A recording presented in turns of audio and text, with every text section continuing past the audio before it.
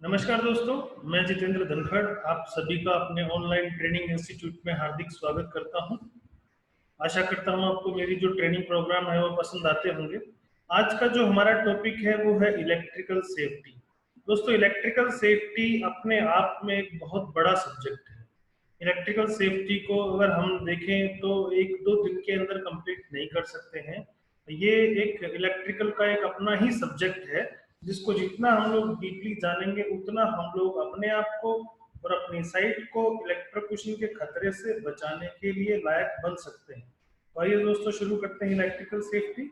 आज के जो ट्रेनिंग के जो ऑब्जेक्टिव रहेंगे वो किस तरीके से काम करेंगे, ये ट्रेनिंग सेशन खत्म होने के बाद में आप फेमिलियर हो जाएंगे बेसिक कॉन्सेप्ट ऑफ इलेक्ट्रिसिटी से। इलेक्ट्रिसिटी कैसे काम करती है, किस तरीके से रिएक्ट करती है, करंट लगने पे क्या हो जाता है, किस तरीके के खतरे पैदा हो सकते हैं, वो सारी की सारी बातें हम लोग डिस्कस करेंगे।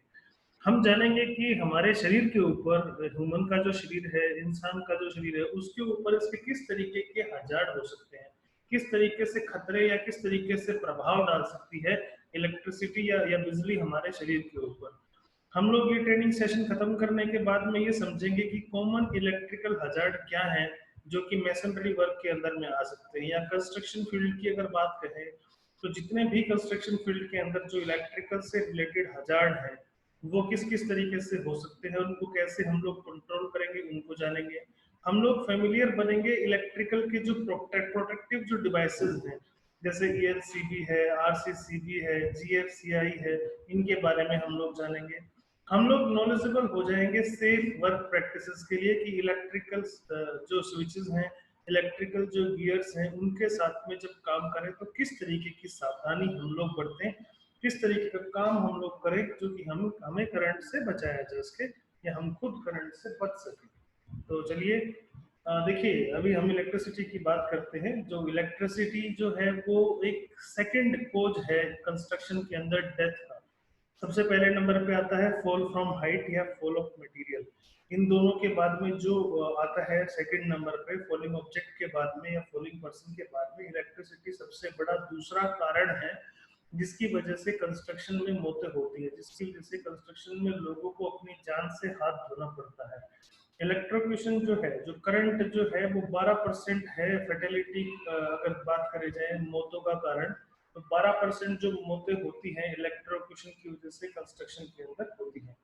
हम लोग बात करें नॉन फेटल शॉक्स की, जो कि 30,000 के आसपास एक साल में रिकॉर्ड किए जाते हैं, जो कि नॉन फेटल होते हैं, जिसमें करंट तो लगा है लेकिन किसी की जान नहीं गई है। ये चीज जो है हमारी हर इंडस्ट्री के लिए अलग अलग वेरी करता है। जैसे हम लोग अगर कंस्ट्रक्शन की बात करें तो ये जो आंकड़े हैं ये सिर्फ कंस्ट्रक्शन के हैं कि 30,000 के आसपास जो नॉन फेटल शॉक है वो हर साल इंडस्ट्री में महसूस किए जाते हैं। नॉन फेटल शॉक हमने भी बहुत बारी महसूस किए हैं। हम लोग जब डैमेज टूल के साथ में काम करते, जैसे घर पे हम लोग इस्त्री करते हुए या कूलर में पानी डालते हुए या फैन को ठीक करते हुए या किसी भी तरीके का स्विच ऑन ऑफ करते हुए, कभी कभी अर्थिंग जो होती है वो इम्प्रॉपर होने की वजह से स्टेयरकेस के अंदर करंट आ जाता है। तो छोटे छोटे ऐसे शॉक्स हैं जो कि नॉन फेटल हैं, जिनको हम सबने कभी ना कभी अपनी जिंदगी में एक्सपीरियंस किया होगा, और हम लोग उसकी कल्पना से ही घबरा जाते हैं कि करंट जो लगता है तो किस तरीके से लगता है, उसकी जो एक्सपीरियंस है वो क्या है, उससे जो हमें अनुभव मिला है वो कैसा अनुभव है, वो अच्छा है कि वो बुरा है। हर एक आदमी को कभी ना कभी जिंदगी में छोटा या बड़ा करंट का झटका जरूर फील हुआ होगा। अगर आदमी कभी भी कोई गलत काम कर रहा है, बचपन में हमारे साथ, हम बचपन में आदत होती है हर चीज को टच करते हुए चलने की, तब भी कभी कभी हमें इलेक्ट्रिकल का कुछ फील होता है, झटके झटके फील होते हैं, तो करंट को हम लोग फील कर पाए हैं। तो मेरे हिसाब से ऐसा कोई भी नहीं होगा जिसने कभी इलेक्ट्रिकल को एक्सपीरियंस ना किया हो। कई बार जब पहले केबल का जमाना था तो केबल को मुंह से छीलते हुए या दांत से छीलते हुए हमें करंट लग जाते थे, वो कहीं ना कहीं हमने फील किया है। पहले हीटर पे खाना बनाते थे, हीटर पे खाना बनाते हुए करंट लग जाते थे। जो इलेक्ट्रिकल टूल्स को यूज करते थे, फैन के अंदर फैन को चलाने की कोशिश करते थे, कूलर में पानी डालते हुए, कई कई बार जब हम लोग ऐसा काम करते हैं जिसके लिए हम लोग ऑथराइज नहीं है, जब दुर्घटनाएं ज्यादा होती हैं। हम लोग बात करें कंस्ट्रक्शन की, तो कंस्ट्रक्शन के अंदर डायरेक्ट करंट ज्यादा यूज होता है अल्टरनेट करंट से, जो कि और ज्यादा खतरनाक है। जिसके संपर्क में आने से डायरेक्ट मौत हो जाती है। तो यही सब चीजें हैं, इन्हीं के ऊपर हम लोग बात करेंगे। इसीलिए हम लोगों को जरूरत है इलेक्ट्रिसिटी को सीरियसली लेने की। मेरे अगर पर्सनल एक्सपीरियंस के हिसाब से और जितने हमारे जो साइंटिस्ट हैं उनके मत की अगर बात करी जाए, तो इलेक्ट्रिसिटी से काम करना या इलेक्ट्रिसिटी के साथ में काम करना एक एक सांप के साथ खेलने के जैसा है। जैसे हम किसी जहरीले सांप के साथ खेल रहे हों, या उस जहरीले सांप को हम लोग पकड़ना चाहते हैं, या उसको अपने मन के मुताबिक हमारे हिसाब से हम लोग चलाना चाहते हैं। तो इस तरीके के जो इलेक्ट्रिसिटी है वो इतनी भयानक है, अगर एक मामूली सी चूक हुई तो हमारी जान जानी लगभग तय है। तो लगभग 600 मौतें हैं जो कि सालाना दर्ज होती हैं करंट लगने की वजह से। और ये वो आंकड़े हैं जो कि कंस्ट्रक्शन साइट के ऊपर रिकॉर्ड किए जाते हैं। इनके अलावा जो हमारे आसपास में, हमारे पड़ोस में, हमारे गांव में, हमारे शहर में, हमारे कस्बे में, हमारी कॉलोनी में, हमारे सेक्टर्स में जो एक्सीडेंट्स हो रहे हैं वो रिकॉर्डेबल नहीं है, वो कहीं भी रिकॉर्ड नहीं हो रहे हैं। ये सिर्फ और सिर्फ कंस्ट्रक्शन की मैं बात कर रहा हूँ।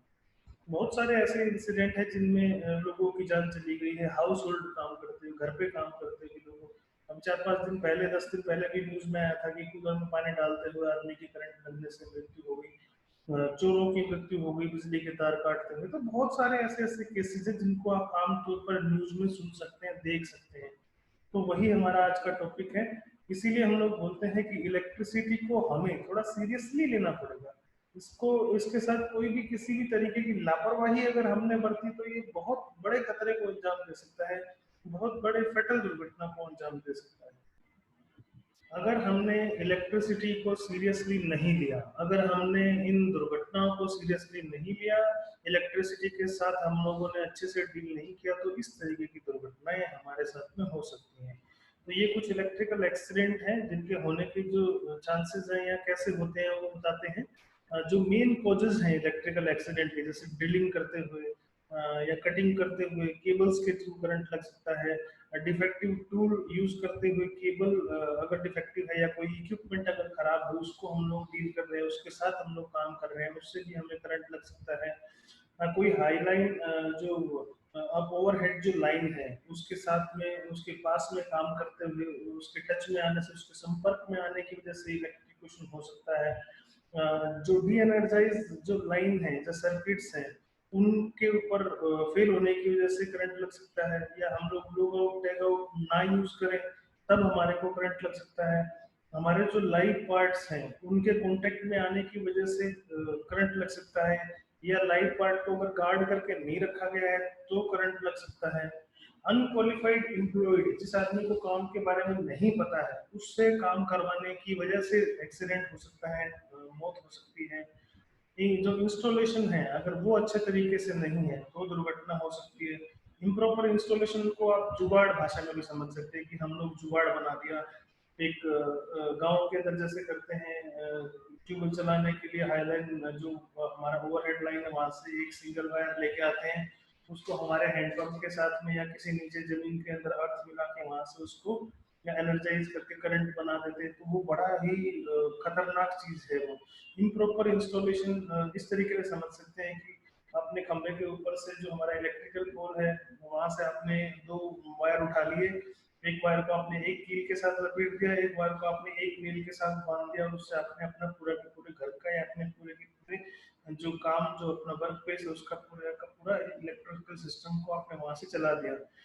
टेम्परेरी इलेक्ट्रिकल सिस्टम या इक्विपमेंट की वजह से करंट लग जाते हैं, क्योंकि टेम्परेरी जो इलेक्ट्रिकल सिस्टम होते हैं वो फिक्स नहीं होते हैं, कभी भी आप उसको इधर से उधर लेके जा सकते हो, तो वो भी दुर्घटना का बड़ा कारण हो सकता है।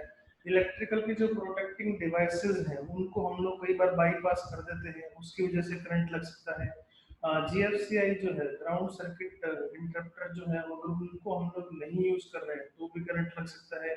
या जो ग्राउंड है या अर्थ जो है उसको हम लोग ना यूज करें, या एक्सटेंशन कोड को यूज करें, या गलत तरीके से उसको यूज करें, तो ये भी बहुत सारे जो कारण है वो इलेक्ट्रिक्यूशन को अंजाम दे सकते हैं। तो इलेक्ट्रिकल, जैसे मैंने बात किया, एक बहुत बड़ा टॉपिक है, टाइम लगेगा इसको समझने के लिए। तो ये जो कुछ एक चीजें हैं उसके अलावा जो हम बात करेंगे तब देखिएगा कि और बहुत सारी ऐसी ऐसी चीजें हैं जिनसे दुर्घटना हो सकती है। तो हजार्ड क्या है, इलेक्ट्रिसिटी से हमें क्या हजार्ड है? हमको शॉक लग सकता है।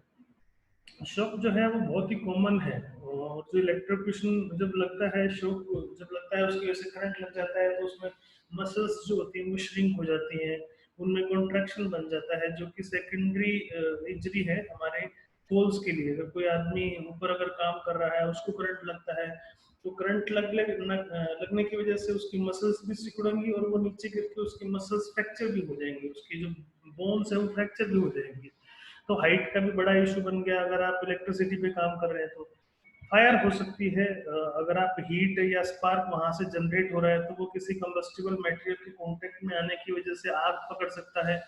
एक्सप्लोजन हो सकता है। एक्सप्लोजन कैसे होगा? जब भी कोई इलेक्ट्रिकल स्पार्क जो है, अगर वहां पे कोई वेपर बने हुए हैं इस तरीके से, तो वहां पे एक्सप्लोजन हो सकता है। जो बड़े बड़े जो ट्रांसफार्मर जो आते थे पहले, आज भी कुछ एक जगह पे ट्रांसफार्मर हैं जो कि ऑयल फील्ड आते हैं, जो कि ऑयल से कूल करते हैं ट्रांसफार्मर को, वो कई बार फट जाते थे तो पूरा का पूरा ऑयल निकल के ब्लास्ट होता था, एक्सप्लोजन हो जाया करता था उसकी वजह से। ऐसा आज भी हो जाता है। ऐसे भी जो हमारे जो ट्रांसफॉर्मर्स हैं, हमारे जो इलेक्ट्रिकल की जो लाइन से जब फ्यूज उड़ते हैं, तब भी हमारे को एक्सप्लोजन सा फील होता है। या फिर कई बार ऐसा होता है कि जो कंबस्टिबल वेपर्स होते हैं, जो कि ऐसे वेपर होते हैं जो कि आग पकड़ सकते हैं, उनको भी इलेक्ट्रिकल स्पार्क मिलने की वजह से कई बार एक्सप्लोजन एक्सप्लोजन हो जाते हैं। आर्क फ्लैश हो सकता है। आर्क फ्लैश कैसे होगा? ये आर्क फ्लैश जो है वो बर्न इंजरी कर सकता है। 14,000 डिग्री से लेके 35,000 डिग्री फ़ारेनहाइट तक इसका टेम्परेचर होता है। तो ये किसी भी हद तक इंसान का जो शरीर है उसको जला के राख कर सकता है। आर्क ब्लास्ट हो सकता है कभी भी शॉर्ट सर्किट की वजह से, या फिर शॉर्ट सर्किट का जो इवेंट है, अगर कॉपर की अगर बात करें तो हम लोग ये जो इवेंट है वो एक्सपेंड कर सकते हैं 67,000 तक। और जो ये एक्सपेंशन है आर्क की वजह से, वो एक प्रेशर वेव एक क्रिएट करती है, और उसकी वजह से जो एयर है उसके अंदर एक्सप्लोजन एक्सप्लोजन हो जाता है। तो ये एक आर्क ब्लास्ट की तरह उसको बोल सकते हैं हम लोग। ये प्रेशर वेव की तरह काम करता है, जब इसके अंदर में एयर के अंदर जब कंबस्टिबल जो मिक्सचर है वो वेपर की तरह फैल जाता है। तो आर्क ब्लास्ट बड़ा ही कॉमन है। हम लोग उसको आगे डिस्कस करेंगे किस तरीके से होता है, कैसे ऐसी दुर्घटना होती है, और उसको कैसे हम लोग रोक सकते हैं। अगर फंडामेंटल ऑफ इलेक्ट्रिसिटी को समझेंगे, तो हम देखेंगे कि इस तरीके का एक हमारा वाटर को देखिए कि ये हमारा एक गार्डन होज है, जिसके थ्रू हम लोग स्प्रिंकलिंग करते हैं या क्यूरिंग करते हैं हमारे पौधों की। इस तरीके से इसको समझेंगे हम लोग कि ये रेजिस्टेंस है। रेजिस्टेंस क्या है? डायमीटर ऑफ होज है। ये आपका डायमीटर जो होज है, जितना होज लंबा है वो उसका रेजिस्टेंस है, उतना रोकने का काम करेगा वो। एग्जाम्पल क्या है? एक लार्जर होज है, तो उसके अंदर क्या रहेगा? लेस रेजिस्टेंस रहेगा, और मोर वाटर फ्लो होगा। पानी का जो फ्लो है वो बहुत ज्यादा रहेगा। तो ये फ्लो ऑफ वाटर है।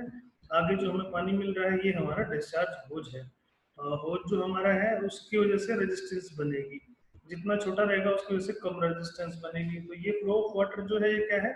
अभी वोल्टेज जो है वो वाटर प्रेशर है। वोल्टेज को हम किस में नापते हैं? जैसे हम लोग 45 psi करके हमने बोल दिया कि ये पानी का प्रेशर है। वाटर प्रेशर जो 45 psi है, तो वो हमारा एक वोल्टेज का एग्जांपल हो गया। उसके बाद में करंट क्या है? करंट है फ्लो रेट।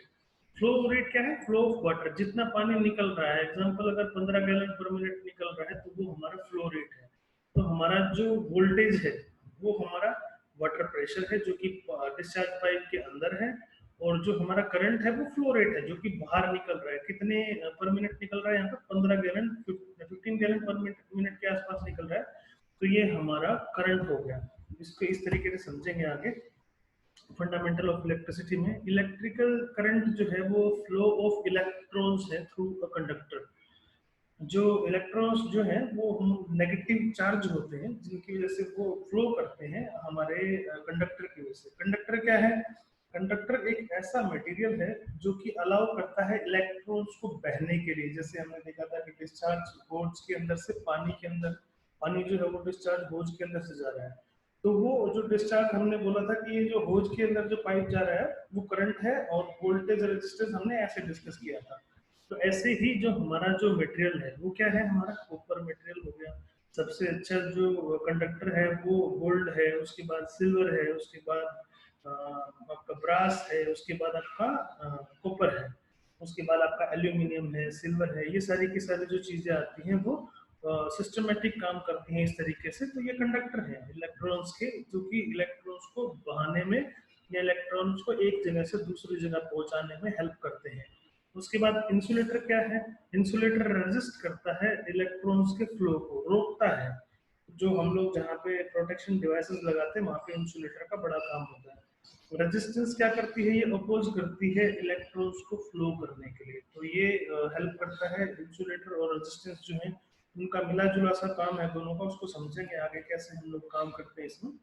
तो ये हमारा सर्किट है। जैसे हमने बात करी थी कि कंस्ट्रक्शन के अंदर हम लोग बात करेंगे तो एसी करंट हम लोग यूज करते हैं घरों में। हमारे जो करंट आता है वो एसी करंट होता है, अल्टरनेटिंग करंट होता है। और जो हम लोग साइड पे जो करंट यूज करते हैं वो डायरेक्ट करंट होता है। तो करंट क्या है? जनरली हम लोग एसी करंट को ही करंट बोलते हैं। एसी करंट जो है उसके 5 पार्ट्स हैं। सबसे पहला होता है इलेक्ट्रिकल सोर्स। इलेक्ट्रिकल सोर्स क्या है? जहां से आपका आयंस चल रहे हैं, जहां से आपका जो आयन जो जो फ्लो जो न्यूट्रॉन्स हैं वो चल रहे हैं, जो इलेक्ट्रॉन्स जो हैं वो चल रहे हैं। उसके बाद आपका हॉट वायर है जो कि टूल से चलता है। जैसे ये सोर्सेज हो गया, जहां से सोर्स मान लीजिए एक इलेक्ट्रिकल स्विच है, सोर्स के अंदर से एक वायर गई, वो एक वायर हॉट वायर गई, हॉट वायर जाके टूल के अंदर लग गई, और टूल के अंदर जाके वहां से फिर न्यूट्रल लेके और रिटर्न हुआ इलेक्ट्रिसिटी को टूल से, फिर वो ग्राउंड में चला गया। इस तरीके से एक सर्किट कंप्लीट होता है। तो ये करंट फ्लो है, किस तरीके से काम करेगा? नंबर 1 सोर्स, जहां से आपके इलेक्ट्रिकल इलेक्ट्रॉन्स जो मूव कर रहे हैं। उसके बाद आपके हॉट वायर, जो नेगेटिव वायर जिसको हम लोग बोलते हैं, जो गर्म तार रहता है उसको हम लोग हॉट वायर बोलते हैं। उसके बाद आपका टूल, टूल के बाद आपका न्यूट्रल, न्यूट्रल के बाद जब ये कंप्लीट हो जाएंगे तो एक सर्किट बनाएंगे और इसको ग्राउंड के साथ जोड़ दिया जाता है, ताकि अगर कहीं पे अर्थ लीकेज होता है तो पूरा का पूरा ग्राउंड के अंदर चला जाए, आपको किसी तरीके का खतरा, आपको किसी तरीके की चोट ना पहुंचाए। उसके बाद शॉक कैसे लगता है? शॉक जैसे हमने बात करी थी कि जो करंट है वो ट्रेवल करता है क्लोज सर्किट की तरफ। किसके थ्रू? कंडक्टर के थ्रू। कंडक्टर कौन है? पानी हो सकता है कंडक्टर, जो कि बिजली का गुड कंडक्टर है, जहाँ से पानी और पानी में से करंट अच्छे से दौड़ सकता है, अच्छे से फैल सकता है। मेटल हो सकती है, हमने बात करी थी कि गोल्ड सबसे अच्छा कंडक्टर है, उसके बाद सिल्वर है, चांदी है, उसके बाद ब्रास है, पीतल है, तांबा है, एल्यूमिनियम है। और साथ ही हमारा ह्यूमन बॉडी भी गुड कंडक्टर है। ह्यूमन बॉडी गुड कंडक्टर क्यों है? क्योंकि हमारे शरीर के अंदर 70% के आसपास पानी की मात्रा है। तो हम लोग वाटर की तरह इसके कांटेक्ट में आने पे एक इसका एक सर्किट कंप्लीट कर देते हैं हम लोग। तो शॉक हमें कब लगता है? शॉक तब लगता है जब हमारी जो बॉडी है वो एक जो हमारा सर्किट का पार्ट बन जाती है। मान लीजिए हमने बात करी थी जैसे ये हमारा प्लग हो गया, ये हमारा स्विच हो गया, ये हमारा फ्यूज हो गया, ये आपका ट्रांसफार्मर है। इसको उल्टी तरफ से देखिए, यहाँ पे हमने एनर्जी सोर्स लिया, एनर्जी सोर्स से ये न्यूट्रॉन हमारे निकल के गए, इलेक्ट्रॉन गए निकल के, यहाँ से हमारा स्विच हुआ, यहाँ से करने के बाद ये हमारा सर्किट एक कंप्लीट हो गया। इसके बीच में अगर हम लोग कहीं भी आ गए तो जो करंट अगर एक पॉइंट से अगर एंटर कर रहा है तो दूसरे पॉइंट से निकलेगा। अभी उसको हम लोग एक्सप्लेन करेंगे कैसे बॉडी के अंदर घुसता है करंट और कैसे बॉडी से बाहर निकलता है, उसको डिस्कस करेंगे अभी। तो ये देखिए, यहाँ से हमने बात करी थी, ये सोर्स है, सोर्स से हॉट वायर्स के थ्रू इलेक्ट्रॉन्स गए, वहां से अपने टूल के अंदर आए, टूल के बाद में आपका यहाँ पे न्यूट्रल आ गया वापस, आपका एक सर्किट कंप्लीट हो गया। इस सर्किट के बीच में कहीं भी हमारा कॉन्टेक्ट हो गया तो हम लोगों को करंट लगेगा। यहाँ से करंट फ्लो होकर सीधा का सीधा जमीन में चला जाएगा, क्योंकि हम जमीन पे खड़े हैं। तो हमारा सर्किट जो है वो कंप्लीट हो जाएगा, क्योंकि यहाँ भी इनका सर्किट कंप्लीट हो रहा है क्योंकि अर्थ मिल रहा है, और यहाँ भी हमारा सर्किट कंप्लीट हो रहा है क्योंकि हम लोग भी डायरेक्ट अर्थ पे खड़े हैं, हम लोग मिट्टी पे खड़े हैं, हम लोग लैंड पे खड़े हैं, जहाँ पे कि हमारे को जो अर्थ है वो प्रॉपर मिल रहा है। तो वहाँ पे हमारे को करंट लगने के चांसेस ज्यादा हैं। अगर यही चीज हम लोग किसी लकड़ी के स्टूल पे खड़े होके, या हम लोग किसी मेज पे खड़े होके, या ऐसी कोई चीज जो कि कंडक्टर ना हो, जो कि हमारे जो अर्थ जो है या सर्किट कंप्लीट करने से रोक देगी, तो हमारे को करंट नहीं लगेगा। आपने कई बहुत सारे इलेक्ट्रिशियंस को ऐसे को देखा होगा जो कि नंगे हाथों से हाथ से अपने जो वायर्स है उसको टाइट कर लेते हैं। वो कोशिश ये करते हैं कि जितना भी जो वायर्स है आपकी, वो ठंडे वायर्स को करते हैं। ऐसा कभी भी घर पे ट्राई मत कीजिएगा, क्योंकि जो भी हम लोग बताते हैं वो एक्सपीरियंस के हिसाब से बताते हैं। और कभी भी इलेक्ट्रिकल को सोचना चाहिए कि हमेशा इलेक्ट्रिकल की जो वायर है वो चार्ज है, उसके अंदर करंट है, उसको कभी भी ऐसे डील नहीं करना चाहिए जैसे मुंह से छीलने बैठना, या किसी भी नंगे प्लायर के वजह से उसको छेड़ना काटना। कभी भी ऐसा कोई काम हमने करना नहीं है, क्योंकि उससे करंट लग सकता है। तो ये जो कॉन्टेक्ट है, जब जो दोनों के दोनों अगर कंडक्टर के अंदर आएंगे या सर्किट कंप्लीट करेंगे तो करंट हमारे को लग जाएगा। या कभी एक कंडक्टर के ग्राउंड में जाने से भी एक कॉन्टेक्ट में आने से भी करंट लग सकता है, या किसी टूल के कॉन्टेक्ट में आने की वजह से जब मेटल पार्ट या कोट मेटल पार्ट को हम लोग टच करते हैं तो उससे भी करंट लग सकता है। तो ये जो शॉक है वो तीन तरीकों से होता है। एक होता है contact with both conductor, both conductor में दोनों कंडक्टर में आप आ गए, बोथ सोर्स में भी और न्यूट्रल में भी, दोनों को अगर आपने एक साथ पकड़ लिया तो आपको करंट लग सकता है। दूसरे केस में जब आप एक कंडक्टर को पकड़ेंगे और आप जमीन के ऊपर खड़े हैं तब आपको करंट लग सकता है। तीसरे केस में आपने टूल को पकड़ा हुआ है और हॉट मेटल पार्ट को पकड़ लिया तब भी आपको करंट लग सकता है। तो ये तीन रास्ते हैं, तीन तरीके हैं जिनकी वजह से हमें करंट लग सकता है। उसके बाद सीवियरिटी ऑफ शॉक। हमारे शरीर के ऊपर जो करंट है, जो बिजली का प्रवाह है, वो कितना नुकसान पहुंचाएगा, कितना हद तक हमें डैमेज करेगा, वो इन चीजों पे डिपेंड करता है। शॉक की जो सीवियरिटी है वो देखिए यहाँ पे, ये एंट्रेंस है, यहाँ से हमारे शरीर के अंदर बिजली का प्रवाह हुआ, जहाँ पे भी हमारा कॉन्टेक्ट जमीन के ऊपर होगा, हम लोग अर्थ जहाँ पे मिलेगा वहीं पे इसको खत्म होगा ये। तो ये एक लाइव वायर है, हमारे शरीर के अंदर इसका करंट का फ्लो हुआ, यहाँ पे सर्किट कंप्लीट हुआ, अर्थ मिला, ये ग्राउंड के अंदर मेटल के ऊपर हमारा पैर रखा हुआ और ये इस तरफ का जो शरीर है वो आपका बच जाएगा। तो इस तरीके से करंट फ्लो काम करता है। तो ये अमाउंट ऑफ करंट है, जो सीवियरिटी शॉक शॉक जो है वो किस किस तरीके पे डिपेंड करेगी। अमाउंट ऑफ करंट, कितना वोल्टेज का करंट है, उसका रेजिस्टेंस जो है वो क्या है, कौन से पार्ट के थ्रू करंट बह रहा है, उसकी ड्यूरेशन क्या है, कितने समय तक आपकी बॉडी में करंट रहा है, आपकी बॉडी से करंट ने ट्रेवल किया है, और अदर फैक्टर क्या है, जैसे जनरल हेल्थ आदमी की क्या है, वो डिपेंड करता है इंडिविजुअली। किसी आदमी की अच्छी हेल्थ है तो वो ज़्यादा रेजिस्टेंस लेवल होगा, किसी आदमी की कम है या कोई बच्चा है तो उसका कम रहेगा। तो ये वेरी करता है केस टू केस। जितना आपका अच्छा हेल्थ होगा उतना आपका रेजिस्टेंस पावर ज़्यादा होगी, उतना आप करंट को ज़्यादा सहने की आपके अंदर ताकत आएगी।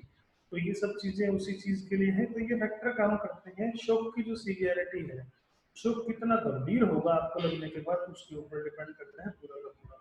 अब देखिए ये एक एग्जांपल दिया है, इसमें ऊपर लिखा हुआ है कि उसको पसीना आया वो मर गया।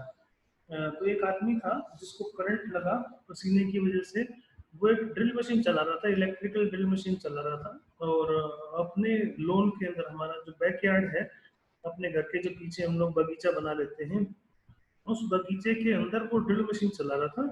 और उसका जो मेडिकल एग्जामिनर था उसने बताया कि संडे को इनको हॉस्पिटल लेके आया गया था और ये 54 इनकी एज थी, और इन्होंने एक इलेक्ट्रिकल ड्रिल को यूज किया 90 डिग्री हीट पे, और मंडे को इनके साथ ऐसा दुर्घटना हो गया। तो ये क्या बताया है कि ऐसा हुआ होगा कि जो इनका जो शरीर के अंदर से जो पसीना निकला है, वो जो शरीर का पसीना है वो जहाँ से पुश कर रहे थे इलेक्ट्रिकल ड्रिल को, वहां पे चला गया। हम लोग जब ज्यादा प्रेशर वाला कोई काम करते हैं तो अपने शरीर से उसको फोर्स लगाते हैं, तो इसके शरीर के अंदर पूरा का पूरा पसीना था, इसने चेस्ट से अपने हाथों को प्रेस करके और ड्रिल मशीन को दबाने की कोशिश की, चलाने की कोशिश करी, और वो ड्रिल के अंदर पसीना जाने की वजह से, मॉइस्चर जाने की वजह से उनका कंप्लीट जो था कॉन्टेक्ट में आए, उनका सर्किट कंप्लीट हो गया, उनको करंट लग गया।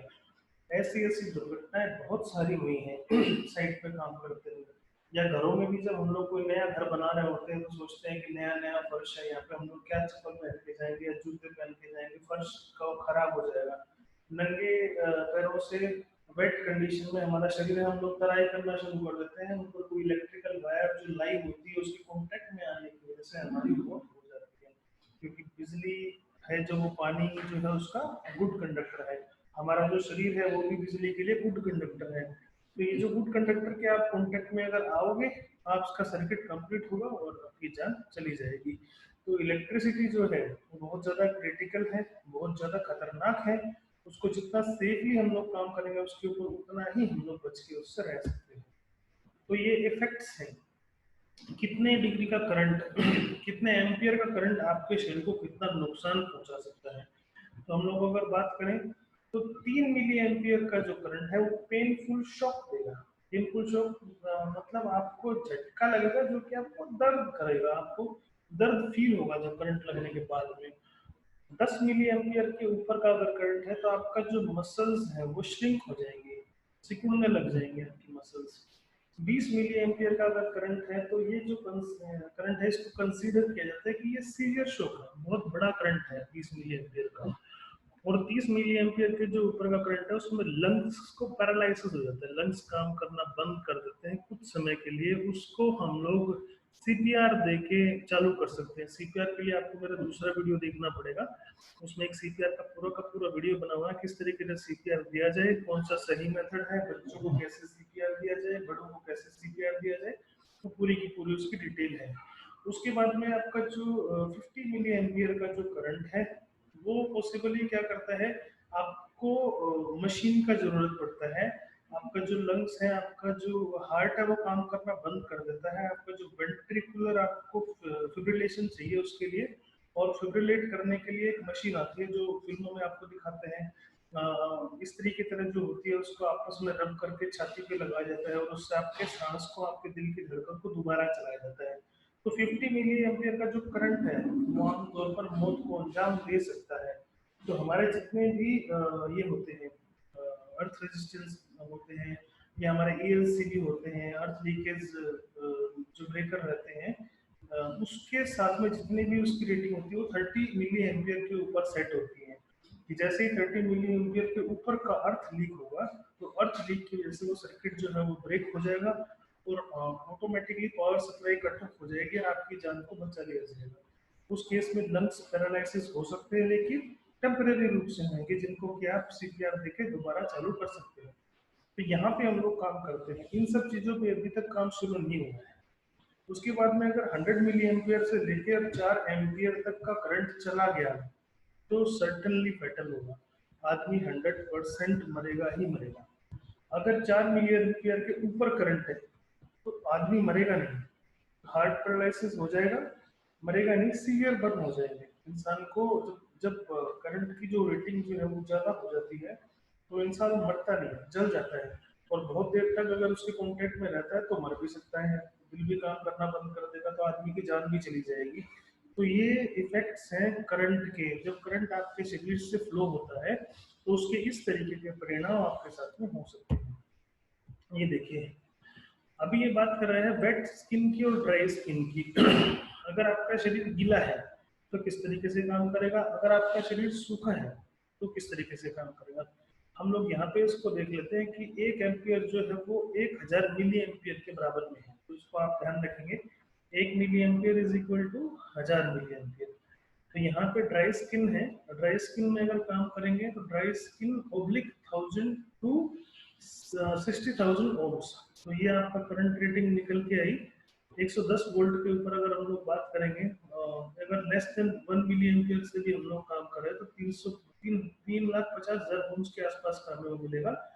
जबकि वेट कंडीशन में क्या होगा, यहाँ पे हम लोग का जो करंट है वो ड्राई स्किन में 1 मिली एम्पियर का हमें शो देगा, लेकिन अगर वेट कंडीशन में है तो सेम करंट जो 110 वोल्ट का है वो हमारे को 110 मिली एम्पियर तक करंट लेके चला जाएगा। तो ये फर्क है गीले में और सूखे में। तो हेड टू फुट किस तरीके से काम करेगा 110 वोल्ट, ये आपका पूरा का पूरा रेटिंग दिया गया है, इसको आप इस तरीके से समझ सकते हैं। ई जो है वो is equal to I into R, जो हमारा वोल्टेज जो है, ई जो है वोल्टेज है, current into resistance, I into R. Current into resistance में क्या आ गया, ई जो है वोल्ट है, करंट एम्पियर में नापते हैं, रेजिस्टेंस ओम्स में आती है। सो क्या होगा, आई क्या रहेगा, आई हमारा वोल्ट हो गई 120 वोल्ट, और हमारा करंट जो हो गया वो 1 मिली एम्पियर हो गया, 1 एम्पियर हो गया या 110 मिली एम्पियर हो गया। तो हमारे को यहाँ पे 1 लाख के आसपास में एम्पियर्स मिल गई। अगर ड्राई स्किन है तो क्या होगा, 1.2 मिली एम्पियर का जो फ्लो रहेगा वो हमारी बॉडी से ग्राउंड के अंदर में जाएगा, अगर ड्राई स्किन है तो। लेकिन अगर वेट स्किन है, वेट स्किन में क्या होगा, सेम करंट 120 वोल्ट का जो करंट है वो, उसकी जो एम्पियर है, हमने बात करी थी कि 1 मिली एम्पियर से 1 एम्पियर के अंदर 1000 मिली एम्पियर होती है, तो क्या हो गया 0.120 एम्पियर बन गए। तो इसको अगर हम लोग बात करेंगे तो ये जो करंट है 120 मिली एम्पियर का जो करंट है वो हमारे शरीर के अंदर से, बॉडी के अंदर से जाकर ग्राउंड में जाएगा। तो इस से आप अंदाजा लगा लीजिए कि हमारे शरीर के अंदर वेट कंडीशन में और ड्राई कंडीशन में किस किस तरीके से हमारे शरीर को नुकसान पहुंच सकता है। तो वेट कंडीशन जो है वो बहुत ही ज़्यादा सीवियर है, बहुत ही ज़्यादा खतरनाक है। इसीलिए कभी भी गीले शरीर के होते हुए बिजली के किसी भी स्विच को छूना नहीं चाहिए। हम लोगों की जनरली क्या आदत होती है, हम लोग वॉशरूम से बाहर निकले, आजकल गर्मियों का सीजन है, हम लोग नहाते हैं, नहाते ही पूरा का पूरा शरीर पसीने से हो जाता है, हमारा हाथ भी गीला रहता है, शरीर भी गीला रहता है। हम लोग सबसे पहले बिजली का जो बल्ब है उसको बंद करते हैं, जो अंदर की जो बिजली चल रही होती है, या बाहर निकल रहे तो फैन ऑन कर लेते हैं, या कूलर ऑन कर लेते हैं, एसी ऑन कर देते हैं। सब कुछ वेट हैंड से हम लोग करते हैं, जो कि इतना बड़ा खतरनाक हो सकता है। अगर आप ड्राई स्किन में हैं, आपका शरीर सूखा है, आपने चप्पल डाला हुआ है, शूज डाले हुए हैं, तो आपका जो करंट है 120 वोल्ट का जो करंट है वो सिर्फ 1.2 मिली एम्पियर आपके शरीर में जाएगा। लेकिन अगर आपका वेट स्किन है तो आपका 120 जो वोल्टेज है वो 120 मिली एम्पियर का करंट बन के आपके शरीर के अंदर दौड़ेगा। और ये जो हमारा पिछला चार्ट था आपने देखा था कि अगर 1 मिली एम्पियर या 120 मिली एम्पियर का जो करंट है, 4 मिली एम्पियर के बाद में तो हमारा जो शरीर है वो हमारा साथ छोड़ता, सीवियर बर्न केस होते हैं। आदमी मरेगा भी, आपका दिमाग भी पैरालिसिस हो सकता है, हार्ट भी पैरालिसिस हो सकते हैं, और मेजर बर्न भी हो सकते हैं। तो ये चीज़ें जब इलेक्ट्रिकल के साथ काम कर रहे हैं तो बहुत ज़्यादा क्रिटिकल तरीके से इन चीज़ों को देखें। अगर आपके आसपास में कोई इस तरीके से काम कर रहा है जो कि वेट कंडीशन में, उसको तुरंत रोकिए, उसको बोलिए कि आप मौत को दावत दे रहे हो। वैसे करके आप किसी की जान बचा सकते हो। ये देखिए, अगर करंट की मात्रा ज़्यादा है तो इस तरीके से सीवियर बर्न हो सकते हैं। ये 3rd डिग्री के ऊपर का बर्न है। इस तरीके से हाथ जल गया कि उंगली कट के अलग हो गई है, ये सब पूरा का पूरा हाथ काटना पड़ेगा अगर ऐसा ही वो रहता है। तो ये इतना ज़्यादा सीवियर बर्न हो जाता है जब इलेक्ट्रॉन्स का फ्लो बहुत ज़्यादा होता है और काफ़ी देर तक आप बिजली के कॉन्टेक्ट में रहते हो, तो इस तरीके से जो बॉडी होती है वो जल जाती है। ये कंट्रोल कैसे करेंगे इलेक्ट्रिकल के हजार्ड को? तो जो एम्प्लॉयर हैं उनको ओशा की जो हमारे इलेक्ट्रिकल स्टैंडर्ड है, जिसको हम लोग सब पार्ट के भी बोलते हैं, नीचे सब पार्ट के अंदर दिया हुआ है कि किस तरीके से हमारे प्रोटेक्टिव मेथड है जिसको यूज करके हम लोग उसको करंट लगने से या हमारे ऊपर नुकसान होने से उसको बचा सकते हैं। तो हमारा इलेक्ट्रिकल आइसोलेशन है, जितना भी हम लोग कोशिश करें इलेक्ट्रिकल से दूर रहे, आइसोलेट कर दें इलेक्ट्रिकल के काम से अपने आप को। जैसे आजकल कोरोना में हमने अपने आप को सेल्फ आइसोलेट कर लेते हैं, या सेल्फ आइसोलेशन में चले जाते हैं, या क्वारंटीन हो जाते हैं। उसके बाद इक्विपमेंट का गार्डिंग, जितने भी आपके ऐसे जो इक्विपमेंट हैं जिनके अंदर करंट का फ्लो हो रहा है उनको गार्ड कर दीजिए। उनको कोई भी अनऑथराइज्ड आदमी किसी भी तरीके से उसके कांटेक्ट में ना आ पाए जिससे कि उसको करंट लग सके। उसके बाद जो आपका करंट है उसको इंटरप्शन बना दीजिए कि उसको कभी भी एक जो करंट लग रहा है उसको इंटरप्शन बनाने के लिए आप जीएफसीआई का यूज कर सकते हैं, अर्थ लीकेज सर्किट ब्रेकर का यूज कर सकते हैं, मिनिएचर सर्किट ब्रेकर को यूज कर सकते हैं, आरसीसीबी को यूज कर सकते हैं। और सबसे अच्छा है सेफ वर्क प्रैक्टिसेस फॉलो कीजिए। जब भी कभी इलेक्ट्रिकल के साथ में काम करें, प्रॉपर पीपीईज के साथ काम करें, आदमी जो आपका काम करे वो ट्रेंड हो, कॉम्पिटेंट हो। इस तरीके को अगर आप आजमाएंगे तो बिजली से जो होने वाले करंट हैं उसको बहुत हद तक रोका जा सकता है। तो इलेक्ट्रिकल आइसोलेशन किस तरीके से करेंगे, हम लोग कैसे सेफ रख सकते हैं अपने आप को इलेक्ट्रिकल के रास्ते से, कैसे करेंगे? इंसुलेट कर देंगे हमारे जितने भी कंडक्टर हैं उसको। हम लोग कैसे करेंगे? इंसुलेशन जो है उसको एक्सटेंशन जो कॉर्ड है उसको इंसुलेशन दे देंगे। और आजकल तो डबल इंसुलेटेड टूल्स आते हैं, डबल इंसुलेशन केबल आती हैं। कंडक्टर को एलिवेट कर देंगे। एलिवेट का एग्जांपल क्या है कि आपकी जितनी भी पावर लाइन है वो ओवरहेड है, आपके सिर के ऊपर है, वो इतनी हाइट पे होनी चाहिए कि कोई भी आदमी उनके टच में ना आए। लेकिन जो रूरल एरिया में अगर आप जाके देखोगे तो वहाँ पे बहुत सारे ऐसे घर हैं जिनके पास से हाई लाइन जा रही है, खेतों के अंदर से बड़ी बड़ी लाइन जा रही है, या खाली जगह पे जहाँ पे बहुत बड़ी लाइन जा रही थी वहाँ स्लम एरिया आ गया है।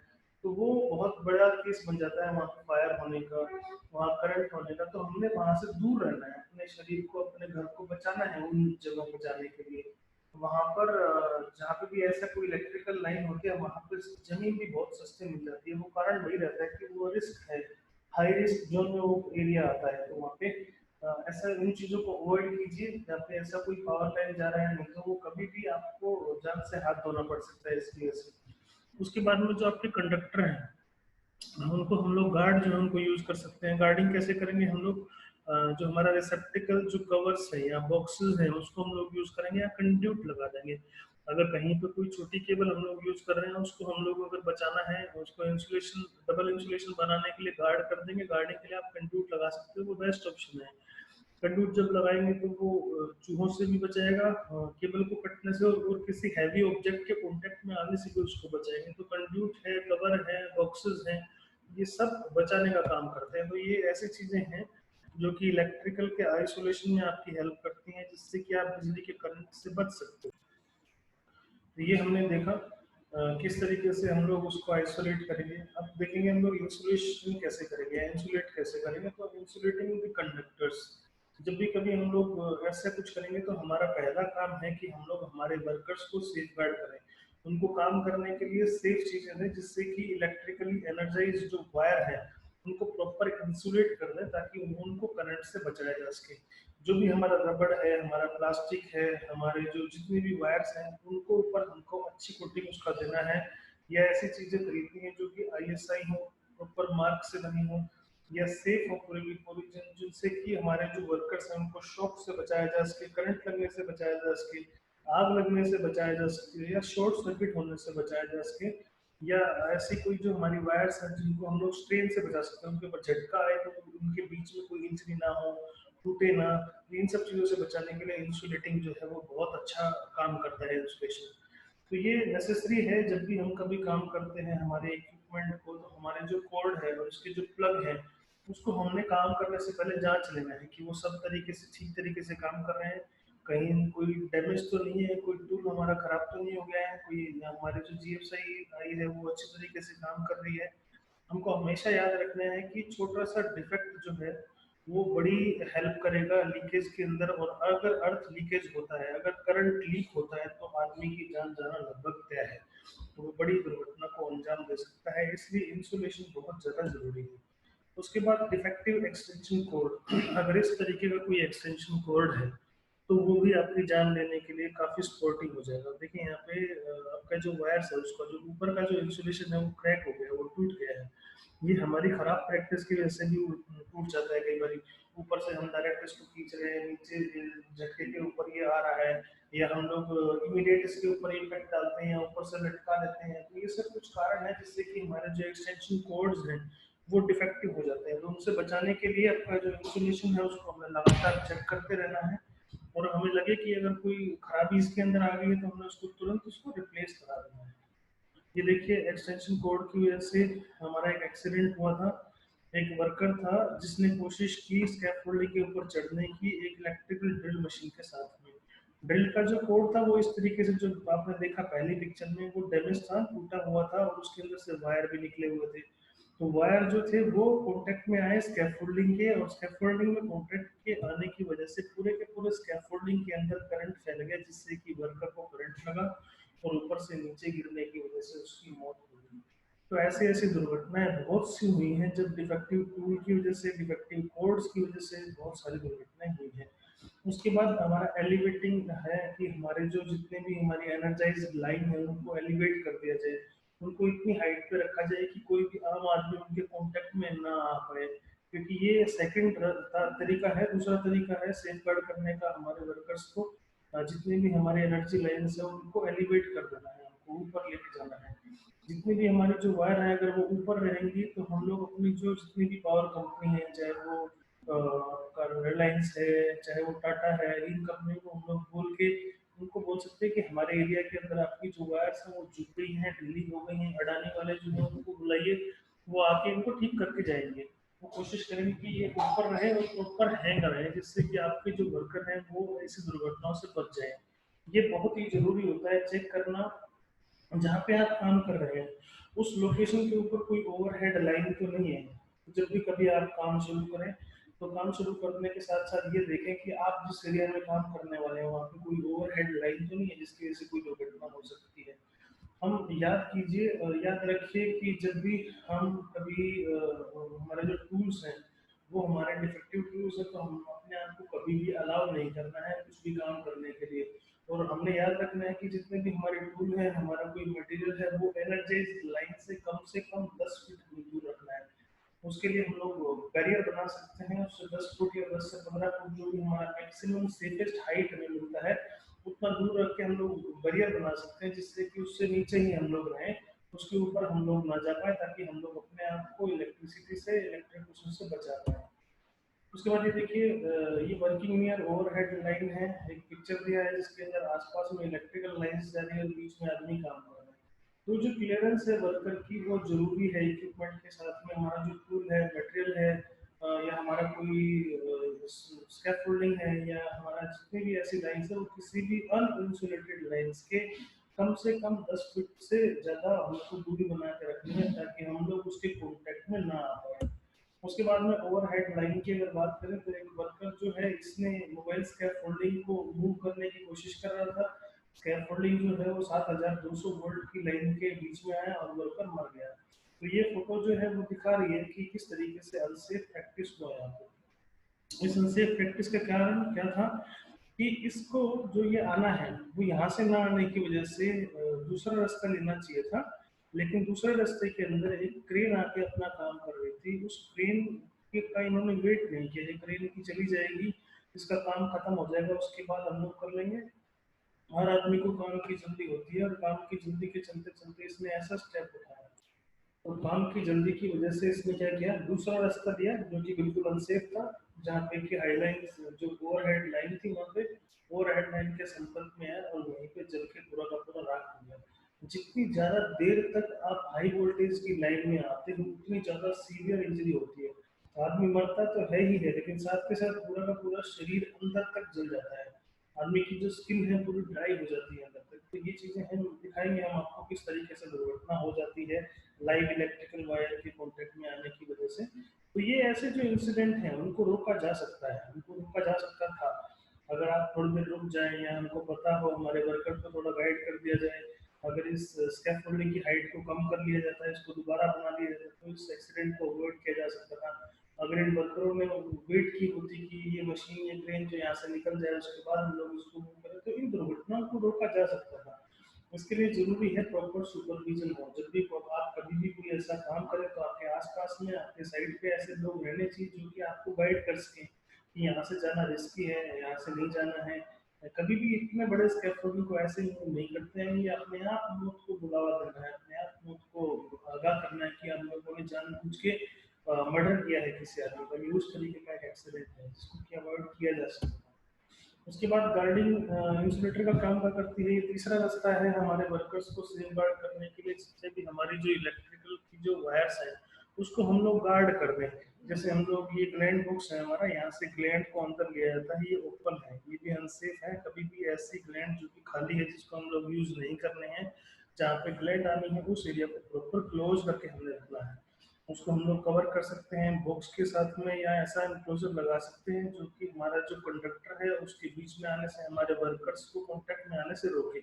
अभी अपने आप में रिस्की है, यहाँ पे चूहा घुस के आपकी वायर को काट सकता है, या किसी अगर किसी हैवी ऑब्जेक्ट के ऊपर आएगा या मेजर करंट के ऊपर आएगा तो ब्लास्ट भी हो सकता है। वहाँ पे ऐसे बहुत सारे इंसिडेंट हुए भी हैं।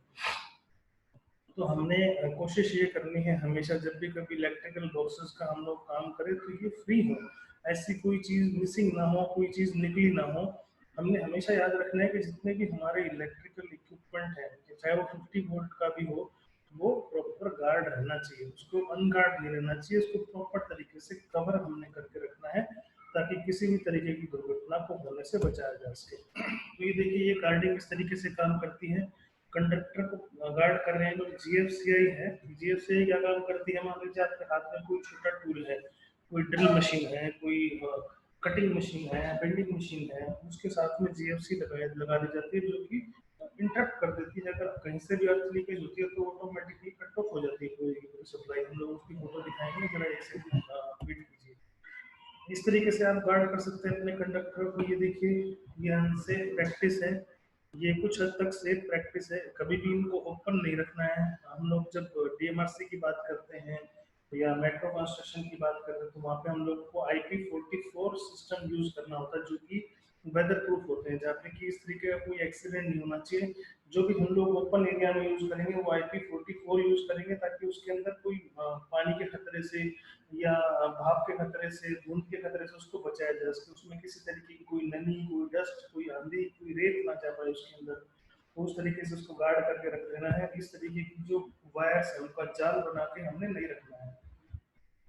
इक्विपमेंट की गार्डिंग हमारा जो गार्डिंग है वो हमारे को चाहे हमारा कम करंट हो, हाई वोल्ट पे ना काम करके कम वोल्ट में भी काम करे, तो भी हमने इक्विपमेंट की गार्डिंग करके रखनी है। गार्डिंग जो है वो क्या काम करती है, आपको बचा के रखेगी, उसके पार्ट में आने के बाद आपका जो सर्किट है उसको कंप्लीट नहीं होने देगी और आपकी जान को बचा देगी। तो गार्डिंग जो है आपकी इक्विपमेंट्स की भी बहुत ज़्यादा जरूरी है। हम लोग जितने भी वायर्स हैं उसको गार्ड कर रहे हैं, लेकिन इसको भी हमने गार्ड करके रखना है। तो हम ये बात कर रहे हैं, क्या हम लोग गार्डिंग के ऊपर रिलाई कर सकते हैं, क्या हम लोग उसके ऊपर भरोसा कर सकते हैं? तो जो गार्डिंग जो है हमारी वो काम नहीं करेगी जब तक कि इलेक्ट्रिसिटी का जो फ्लो है वो हमारे बीच में ना आए, या हमारा जो इजीली ग्राउंड ना हो पाए। हम लोग ये किस वजह से हो सकता है कि हमारा जो टूल है उसमें ग्राउंड पिन नहीं है। जैसे हम लोग क्या करते हैं, जैसे हमारे फोन आ गए, आजकल तो ऐसे भी फोन आ गए हैं जिनके चार्जर 2 पिन वाले आ गए हैं, जो कि डबल इंसुलेटेड होते हैं। पहले कुछ एक जो नोकिया के जो चार्जर आते थे उसके अंदर ऑप्शन होता था कि ऊपर का जो पिन है, जो गार्डिंग के लिए यूज करते हैं, जो अर्थिंग का जो पिन आता है उसको हम लोग बंद कर सकते हैं, फोल्डेबल आते थे वो। तो हम लोग देखते थे उसको जानबूझ के सब लोग फोल्ड करके ही रखते हैं, क्योंकि वो जो है वो गार्ड से बचा सकता है आपको। वो इसलिए दिया गया है ताकि आपका जो मशीन है, जो आप टूल आप इसके ऊपर यूज कर रहे हो, वो प्रॉपर गार्ड रहे, उसको प्रॉपर अर्थिंग मिल सके, जिससे कि इसको दुर्घटना से बचाया जा सके। या फिर आप वेट कंडीशन में काम कर रहे हो तब भी आपका जो अर्थिंग है वो काम नहीं करेगी। या फिर आपने किसी मेटल ऑब्जेक्ट को पकड़ रखा है, इलेक्ट्रिकल का काम करते हो, तो भी आपका वो काम नहीं करेगा। तो ये चीजें जो अर्थिंग है वो तभी काम करेगी अगर ये चीजें नहीं है, अगर आप सेफली अर्थिंग को यूज करेंगे, अच्छी अर्थिंग होगी, गुड रेजिस्टेंस आपको देगी, तो ही वो काम करेगी, अन्यथा वो काम नहीं करेगी। उसके बाद ये देखिए, जैसे हम लोग बात कर रहे थे, ये है हमारा अर्थिंग का कनेक्टर।